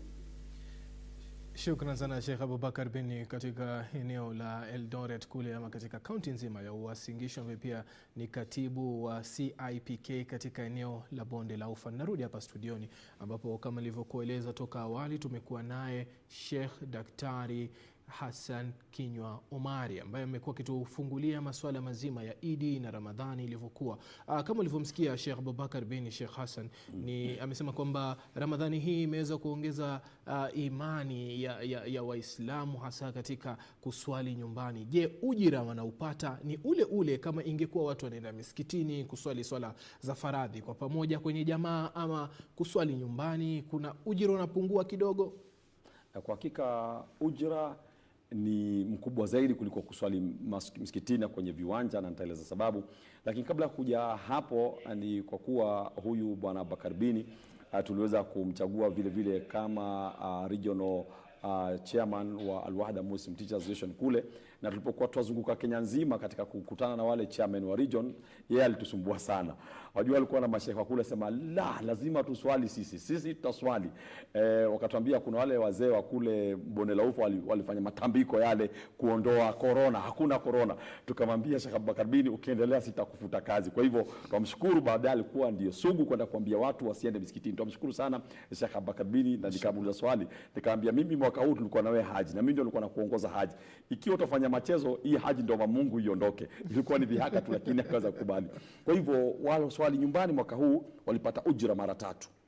Ujira wa kwanza kwa kuwa wamesubiri, inama yuwaffa sabiruna ajrahum bighairi hisabu, wenye kusubiri wanapata ujira bila hisabu. Izako tunasema kuhusu ujira, lakini kuna mtazamaji ambaye haelewi ujira ni nini. Mtazamaji mwenye kusubiri katika Uislamu huwa anapata thawabu, yani rewards before Allah subhanahu wa ta'ala nyingi sana. Kwa hivyo waloswali majumbani ni subra. Watu wengi walikuwa wanalia, mimi ni swali nyumbani, mimi sijawahi. Mzee mmoja ana miaka 78 ananiambia, mimi siwezi kuswali nyumbani, sijajaliwa, utaniambia nini? Ilibidi tu tumchukue, akatiwa kwenye gari, akapelekwa mahali kwenye kiwanja, wajua haoni. Sasa akaambiwa, tuko ndani ya jamaa mzee. Sasa kuna watu watatu mbele yake, Allah akizileta takbira, shukuru Mungu, akaregeshwa nyumbani, akaamini kwa kuwa ameswali na jamaa katika kiwanja. Kwa sababu sasa asema hajawahi. Kwa hivyo niliwaambia wale watu, mpelekeni kwenye kiwanja.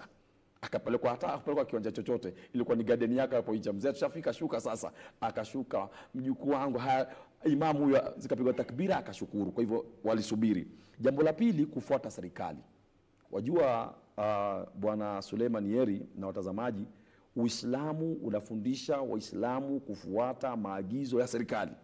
Allah subhanahu wa ta'ala kwenye Qur'an anatuambia, kul atii'u Allah, sema mtuini Mwenyezi Mungu.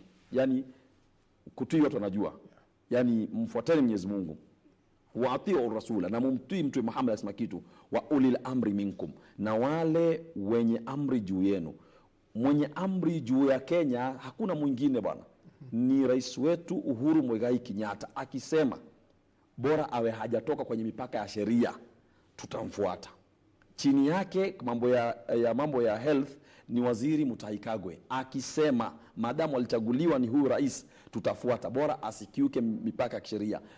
Waziri Matiang'i yuko katika masuala ya usalama, akisema tutamfuata kwa sababu bora asiruke mipaka ya sheria. Kwa hivyo ukitii sheria, mpendwa mtazamaji, unapata thawabu kubwa zaidi. Na sasa ile kuswali Eid majumbani. Na la nne ni kufanya majumba kuwa ni misikiti. Wajua safari hii Suleiman Yeri, majumba yamekuwa ni misikiti. Kuna wazazi hawaswali, kuna wazazi walevi, Mungu aondole ulevi. Kuna wazazi, kuna watu, na ndio maana kuna shekhe mmoja kule Misri, ilipotokea corona tu alipewa zaidi ya milioni 10 ni jamaa. Sababu alikuja watu walia wote, yasema shukran corona, ashukuru corona. Watu wakaona lazimu, na jamaa asema kupimwa akili. Kaambia hakuna kupimwa akili. Mtume Muhammad SAW alisema kukija janga lolote kama corona huwa lina madhara na faida. Na kuna wanaocheka na kuna wanaolia. Na pia katika masala haya kucheka na kulia, wazazi wengi wameshukuru kwa sababu kuna watu ambao kwamba usema hawezi kulala mpaka alemuguka ama miraa. Asema nisipolala, wallahi wako wengi usema nisipokula muguka na shikwa ni majinamizi na maruhani. Safari hiyo aliweza kukaa sababu sasa wanaogopa. Kuna watu lazima anywe pombe. Asipokunywa pombe atetemeka mikono hivi. Atoke mpaka kalamu andike kama ni bosi wako amwona, shika kalamu hivi, alafu ambia ngoja nirudi. Akipiga ile kitu loka rudi, yuko sawa sasa. Hawa watu safari hii Mungu amewajalia wamerudi sawa. Kuna watoto hawaoni wazazi wao bwana. Mpaka mtoto anamuza mama, huyu ndio baba. Sababu sasa hamuonagi yeye, muone usiku na giza kama wewe sawa onekana kama mimi kwa ile rangi usiku. Kuna mahali nilikuwa nasikia wanasema kwani baba amehamia kwetu. Naam, sasa hayo mambo. Kwa hivyo ndio moja ya baraka ya hii corona. Watu wamekuwa watu wazuri, na tuwaomba watazamaji, mtu alivyokuwa aendelee hivyo hivyo. Kuna watu siku zote miaka yote huwa wanategea muadhini ile kuadhiniwe wakiwa kwenye mabaraza ya miraa.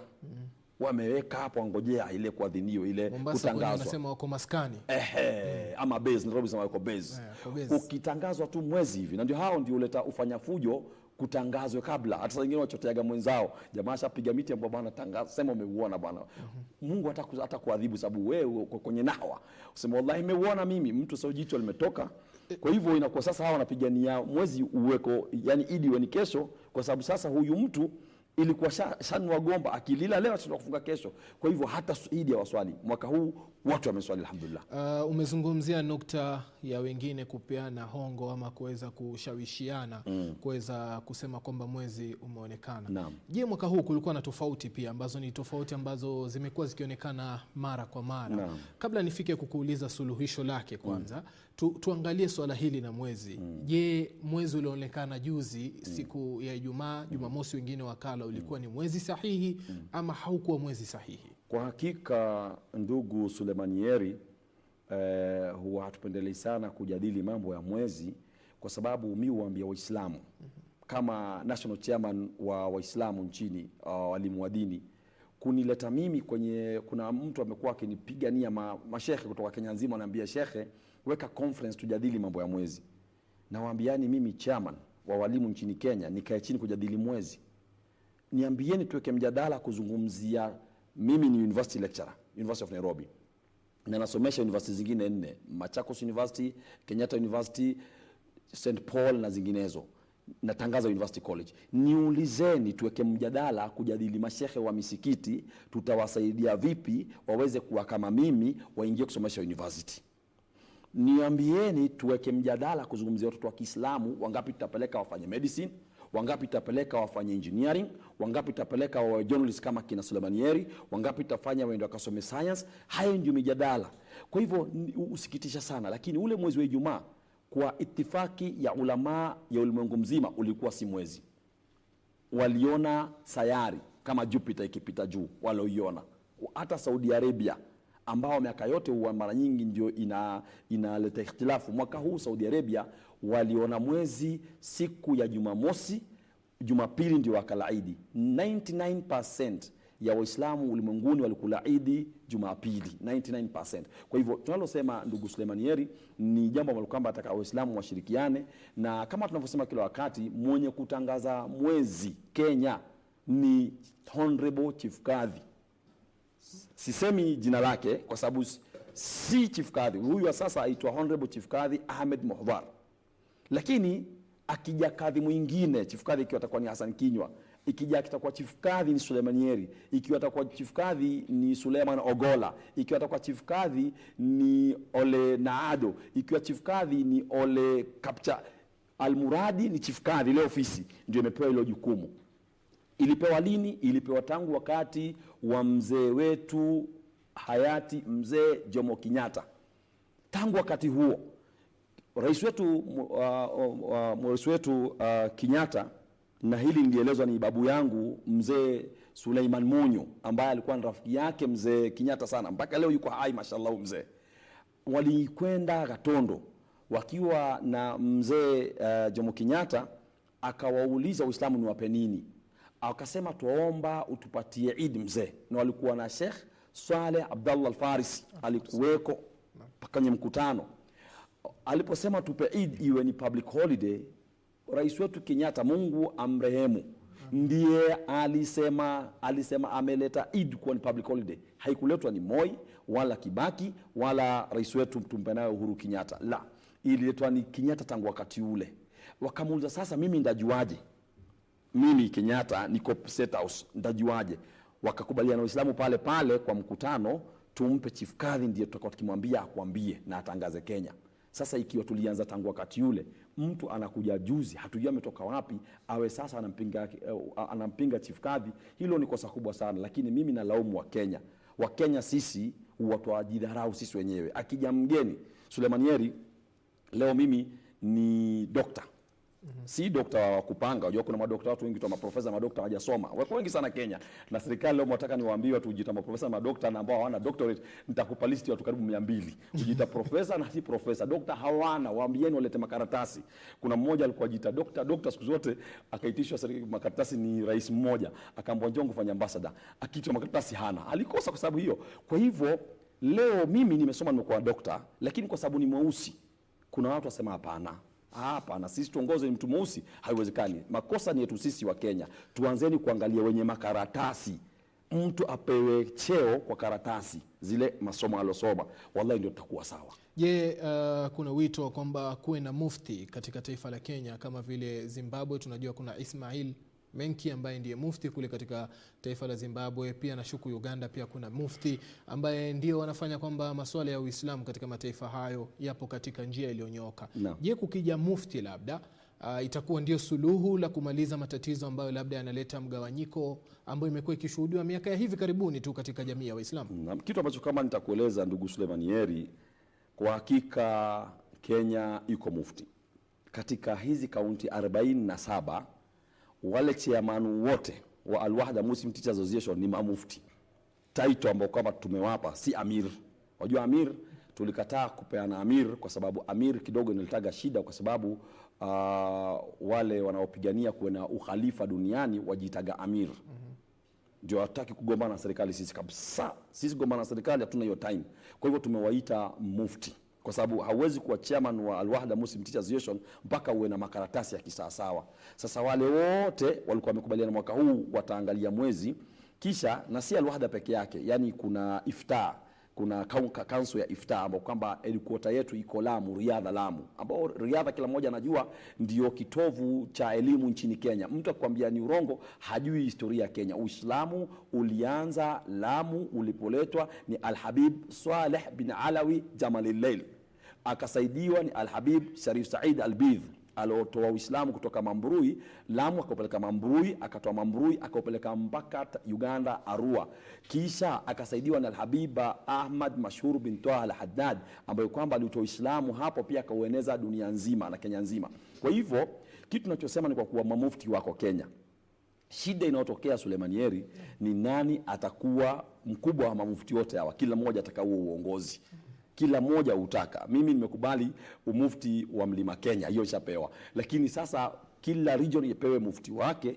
Kisha ndio maana Waislamu wa Mlima Kenya ikisema kitu hawanipingi. Ndio hata fatwa zangu mimi wasitoi Kenya nzima, uzitoa Mlima Kenya kwanza. Wakikubali watu Mlima Kenya, wengine wafuate. Kama Mlima Kenya tuliambia msiswali misikitini, walikubali.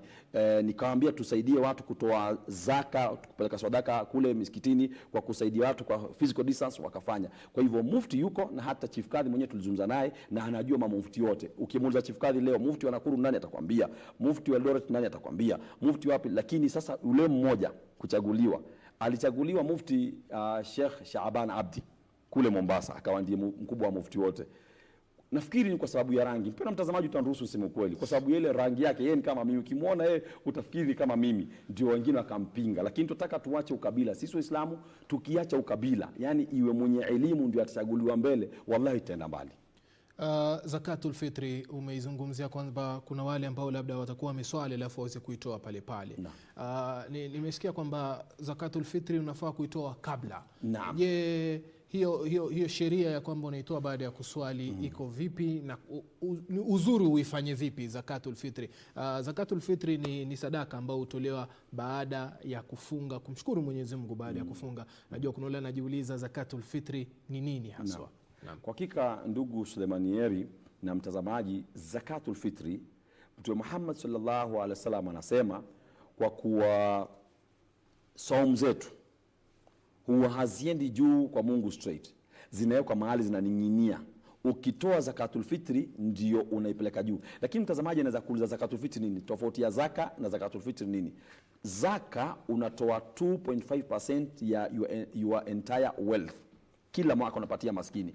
Lakini Zakatul Fitri unatoa 2.5 kg ya chakula kupatia mtu yote ambaye kwamba anastahiki. Kwa hivyo hiyo inapatiwa ndio mtu apate kupata kula na hana njaa.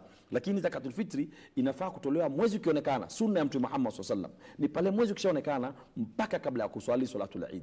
Na ndio maana huwa kila mwaka nikienda msikiti wote, hata kama ni Ulaya, kuna mara nimeswali Ulaya mimi, kuna mwaka nimeswali China, kila mwaka naswali nchi tofauti, isipokuwa mwaka huu nimekabwa hapa Kenya.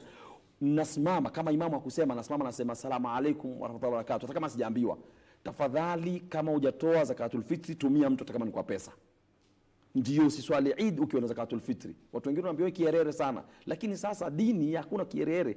Watu wakiswali swala kabla ya kutoa Zakatul Fitri, ukitoa baada ya swala inakuwa ni sadaka. Kwa hivyo ni muhimu Muislamu ambaye kwamba mwaka huu alitoa baada ya swala, wengi walitoa baada ya swala. Kama ulitoa baada ya kuswali, mpendwa mtazamaji, tafadhali miaka yote inayokuja usiitoa baada ya swala, toa kabla ya swala. Naam. Naam, shukran sana. Ni mengi ambayo tupo nayo hapa. Usisahau kwamba Sheikh Hassan Kinywa baada atakuwa naye Daniel Wahome baadaye katika Sports Check, ambapo atakuwa anazungumza kwa masuala haya kwa lugha ya Kimombo, wale ambao labda saa hizi Kiswahili kinawapita kushoto ikienda kulia kwa sababu hawaelewi anafaa anasema nini, lakini baadaye atakuwa anarudi tena kuja kuzungumza na kuja kukufahamisha wewe Muislamu ambaye labda lugha ya Kiingereza ndio unayoielewa zaidi. Bado tupo katika mjadala huu ambapo tunazidi kuzungumza masuala mazima kuhusiana na Idi, Ramadhani, na vipi jinsi Muislamu anaweza endelea kuishi baada ya Ramadhani. Sheikh, Ramadhani imeshaisha.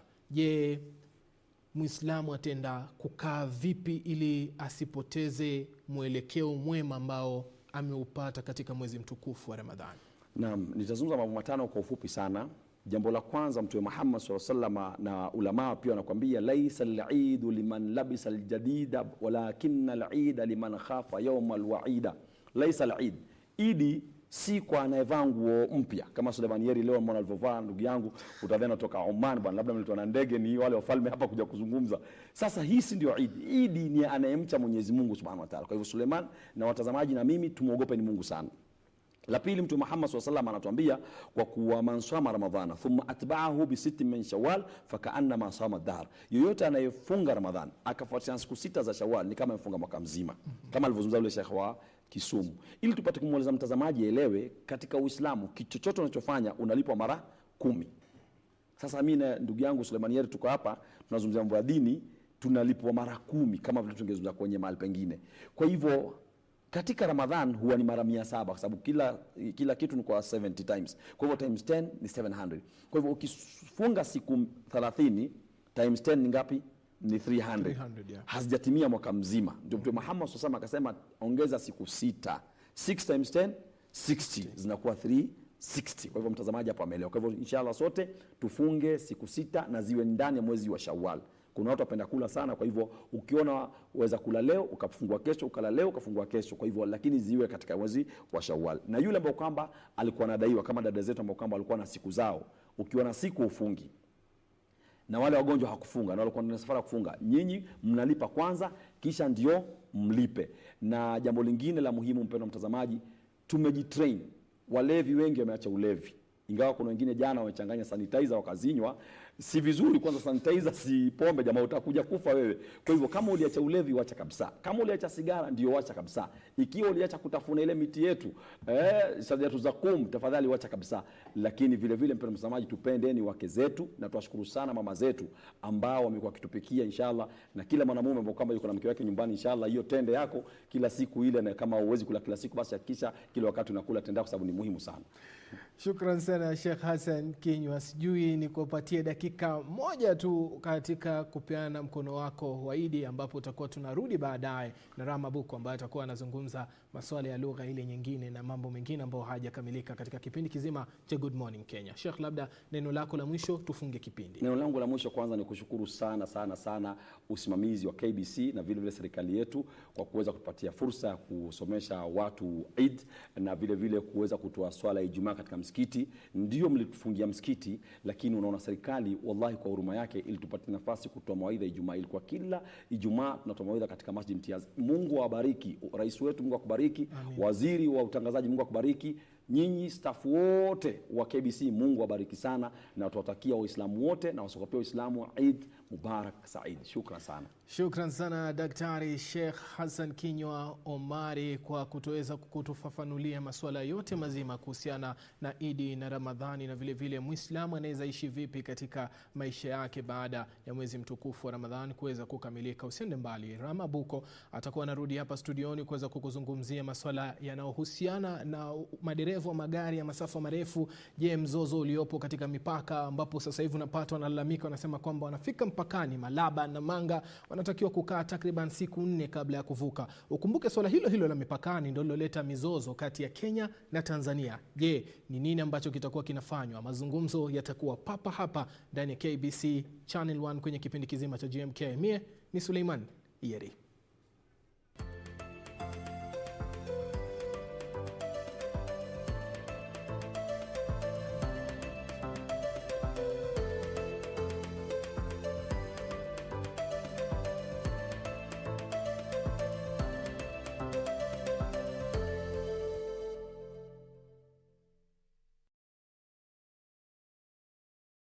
It's just fantasy.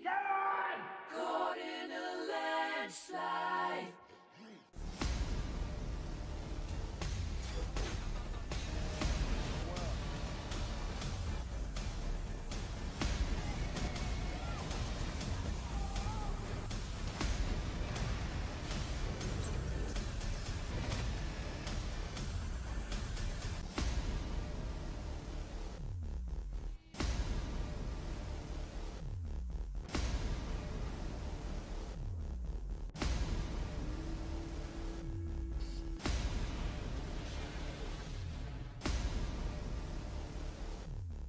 the next episode of Elena's Ghost.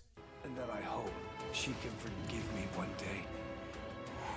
And I'm not going to take any risk, but this is going to be a private operation.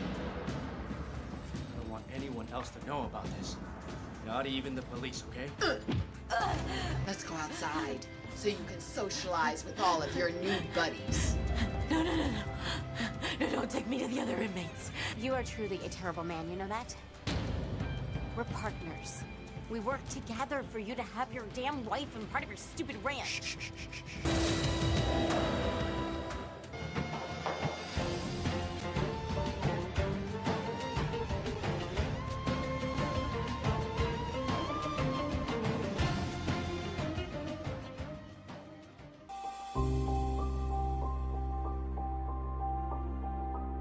Je, ungependa kujua jinsi ninavyojizuia kuambukizwa au kuambukizana virusi vya korona? Ni rahisi.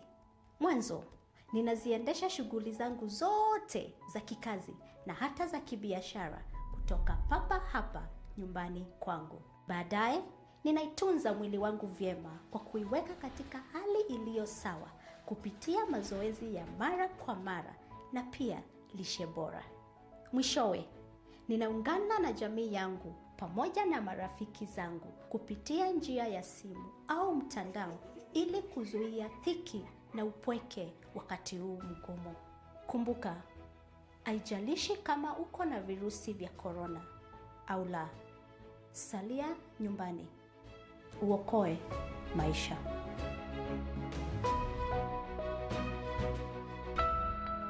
This message has been brought to you by the Government of Kenya and its partners.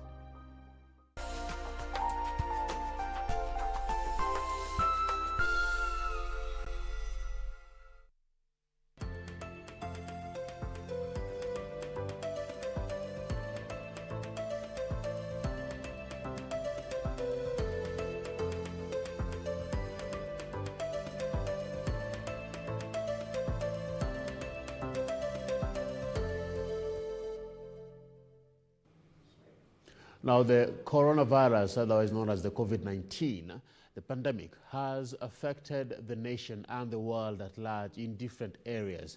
Now, one area is trade. If you talk about bilateral trade, let's talk about bilateral relations between Kenya and the bordering countries, between Kenya and Tanzania, Kenya and Uganda, for example. And for weeks, in regards to this, truck drivers have been stuck at the border crossing. Now, what is the plight of truck drivers? How is the COVID-19 affecting the truck drivers, especially when it comes to cargo delivery? Well, joining me live from Mombasa is Dennis Ombok, the CEO of Kenya Transporters Association. Good morning, sir. Hope you are well. And thank you very much for finding time to join me. Let me just first of all start by addressing one issue. There have been tensions at the border, and you have been vowing to continue with the protests at the Kenya-Uganda border. And you are saying that there have been high-handedness on the Ugandan side of the border and that these protests will continue. Kindly just paint us a picture. What are the predicaments that you're facing as truck drivers at the borders? Thank you very much, the presenter, Mr. Aguko. My name is Dennis Ombok, the CEO of Kenya Transporters Association. You realize that the last 4 days to 5 days, there have been a stalemate, there have been a great talk at the border. Drivers have gone on strike just because of the mishandledness that they get in our neighboring country, Uganda. They are mistreated, a lot of full mistreatment, and the way they handle is not inhuman. So they decided to go on their strike. We, the Kenya Transporters Association, really supported them. We are their employers. The drivers actually are our employers. But when they get a trip to Kampala, Uganda, the way they are treated is very bad.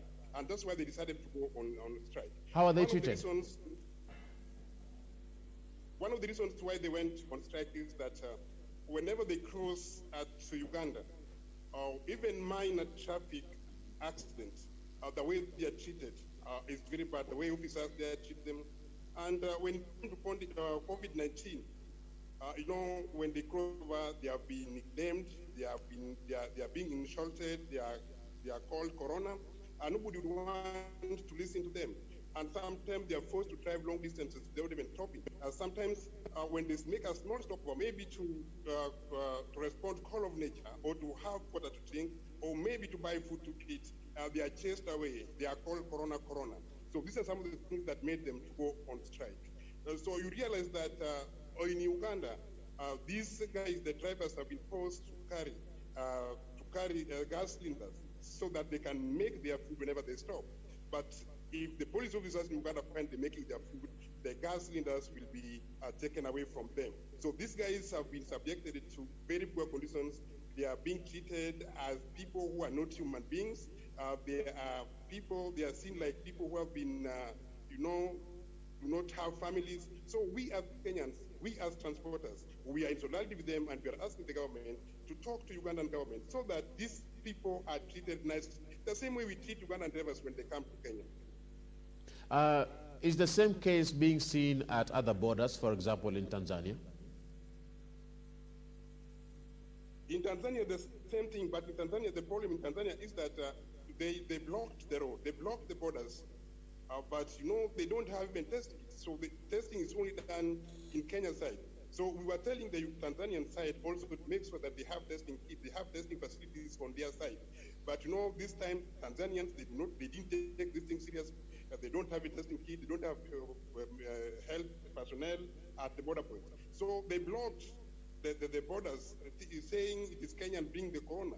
So we really wonder where in East Africa it's only Kenyans who have the corona. So the drivers have been treated badly, and these drivers are very important people in the society. These are the guys who provide us, who transport, the essential foods. They take the food items that we need to the shelves of the supermarkets. They bring the food items to our doorsteps. These are very important people. Last time, when the president was giving a speech, the other day, I heard him giving incentives to the tourism sector and horticultural sector. Why not transporter also to get such incentives? If tourists are given money such that they can revamp the tourism, horticulture is also given to revamp horticulture. Then what I'm asking myself, who will transport these items from the farm, these farm produce, who will transport them to the market? I'm asking myself, who will transport these items to the supermarket, to the hotels where the tourists are? So think of the transporters. They are also key players in the industry. These are the guys who move cargo from one place to the other. Cargo, when landed at the port of Mombasa, there's no sit there. There's need for them to be moved. Now, according to the Transport, Infrastructure, Housing and Urban Development Cabinet Secretary James Macharia, he said that Kenya and Tanzania are trade partners, and we record a turnover of more than $500 million US. That is approximately 53 billion Kenyan shillings annually. Meaning that the government does recognize truck drivers and the input that truck drivers have on the economy. I was surprised to see the government, moving with speed to Namanga. What closest to Tanzania is just the peanuts. In fact, Malaba is the biggest border point. They would have even sorted out the issue at Malaba before even them thinking of going to Namanga. So what do we really, Tanzania has got their own port. They have their own port. And then whatever comes here, they are just coming to Port of Mombasa because of the, people living, or the traders that are around our borders. Those are the people who use Port of Mombasa. But the majority, our clients are from Uganda, they are from South Sudan, they are from Rwanda. So I didn't see the need for them to have rushed there. I don't see why they rushed there to Manamanga and then they left border. But it is good. It is good today that the government has sent a very high delegation, because we really pressed them that the drivers wanted to be attested at the border. So today, I think the CS Macharia and the CS counterpart for health and the Ministry of EAC, I think as we speak, I think they have gotten their way to Malaba to address the situation. Otherwise, the situation at the Malaba border is too bad because the jam has stretched from Malaba border towards Ngoma town. So it is pathetic. But- and you know what but- we're but- but thinking, Mr. Mbok- what we're worrying of. Yes. Yes. Isn't it far-fetched to say that the government does not recognize truck drivers or transporters? Because you are being recognized by government. I would say there's little respect to the transporters, because when you see the government moves like the SGR now, they haven't brought the SGR back, and now they are saying that all cargo from Port of Mombasa will be evacuated to Suswa. And what does that one mean? It means that all the truckers, drivers, will lose their jobs. But we have said several times to the government of Kenya that what we need is freedom of choice. What we need is freedom to do business. We don't want monopoly. Why would they force cargo to be taken to Naivasha without consulting the importers? These are the cargo owners. We must respect cargo owners, because without cargo owners, even the port can do nothing. But why would your cargo get its way to Naivasha, a place where you did not declare as your destination? So this is abuse of rights, and I would ask the government to consider this. Let them not practice monopoly markets. We need freedom of choice. How is the pace when it comes to testing of the COVID-19 at the border?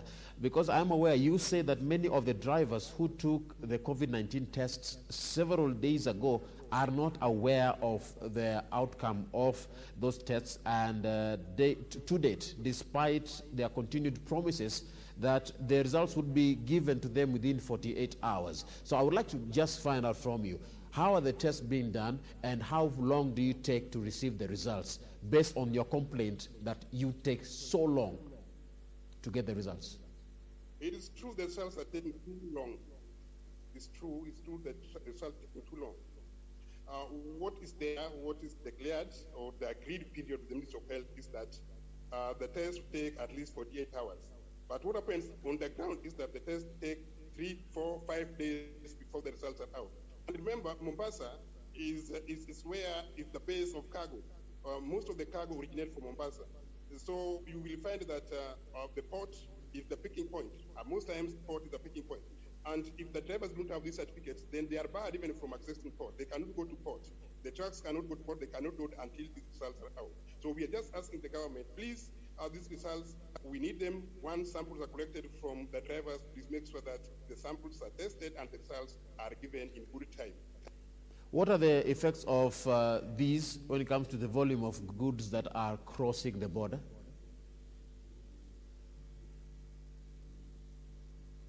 Hello, Mr. Mbok? Approximately, sometimes it's more than, it goes beyond 1,000 trucks crossing at a particular border. That's Malaba. That's the minimal number, 1,000 every day.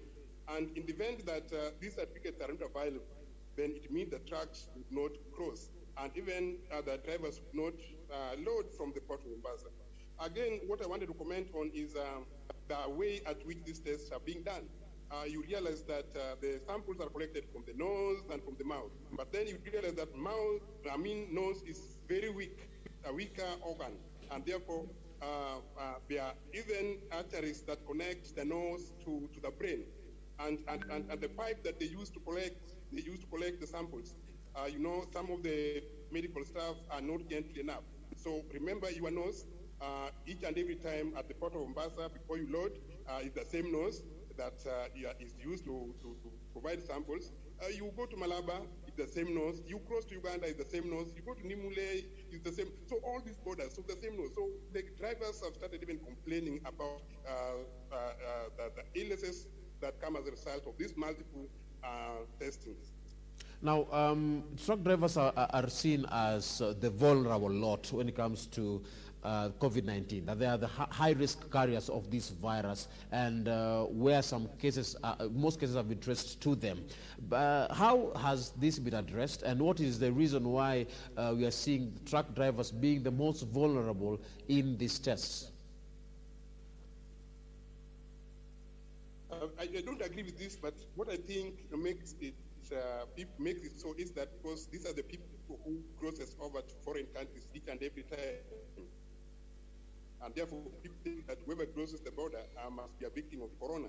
This thing is not true. I think even in our midst, I think people, if people are to be tested, everybody, and even you there at the studio, I think you would test COVID-19.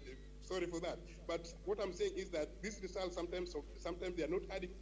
Sometimes they are not showing the best results that we expect. Because sometimes somebody would post negative while it is positive. Somebody would test positive while it's negative. So I'm not sure of the credibility of this test. But what I would say is that the government has done a very good job for making sure that each and everybody is tested and the driver is tested. This is for our own safety.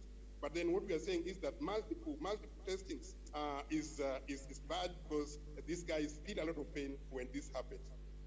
But now, what are your thoughts in regards to the travel guidelines and restrictions that have been put in place in reference to the truck drivers, which include possession of COVID-19 clearance certificate on all truck drivers? The guidelines are there. They say before you start a journey, you as a driver, you must make sure that you have a COVID-19 certificate. That is okay. We don't deny that. But how long will this certificate take? More than 5 days. So even the truckers. Now, if a driver leaves Port of Mombasa to Kampala, that one, if a driver tries very much, then he can only do maybe 2 trips to Kampala in a month. Unlike we used to do 4 trips in a month. So you look at the profit, even what transporters make, has really gone down, and the truck turnaround has really gone down. And what we are saying is that why, if a driver has been tested in Mombasa, why can't he just be given a clean bill of health and cross over until the expiry of that certificate? The certificate expires in 14 days. But you will realize that if a driver is tested in Mombasa, he goes to Kampala, by the time he's coming back, that certificate is already expired because of the delays at the port, at the various exit points. And then again, he's subject again to this test. So these are human beings and the nose. Me, I'm urging the government, if there is a better way of collecting the sample, if these samples could be collected at the mouth is more safer than the nose. Now, because of the interest of time, just final question. What would be your proposals to the government in addressing all the issues and challenges that you're facing as truck drivers? My proposal would be we need many facilities because drivers are many. Since we started testing drivers in Mombasa, I think we've not even hit 13. So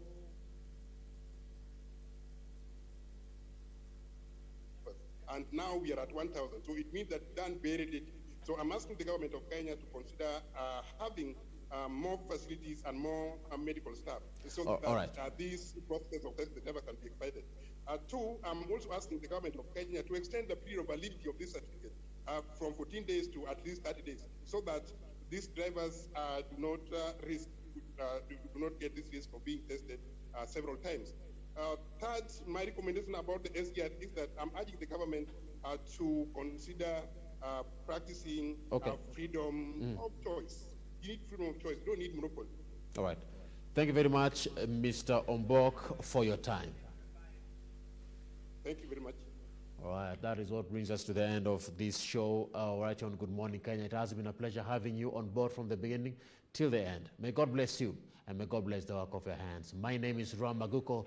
Eid Mubarak to all our Muslim brothers and sisters. Good morning.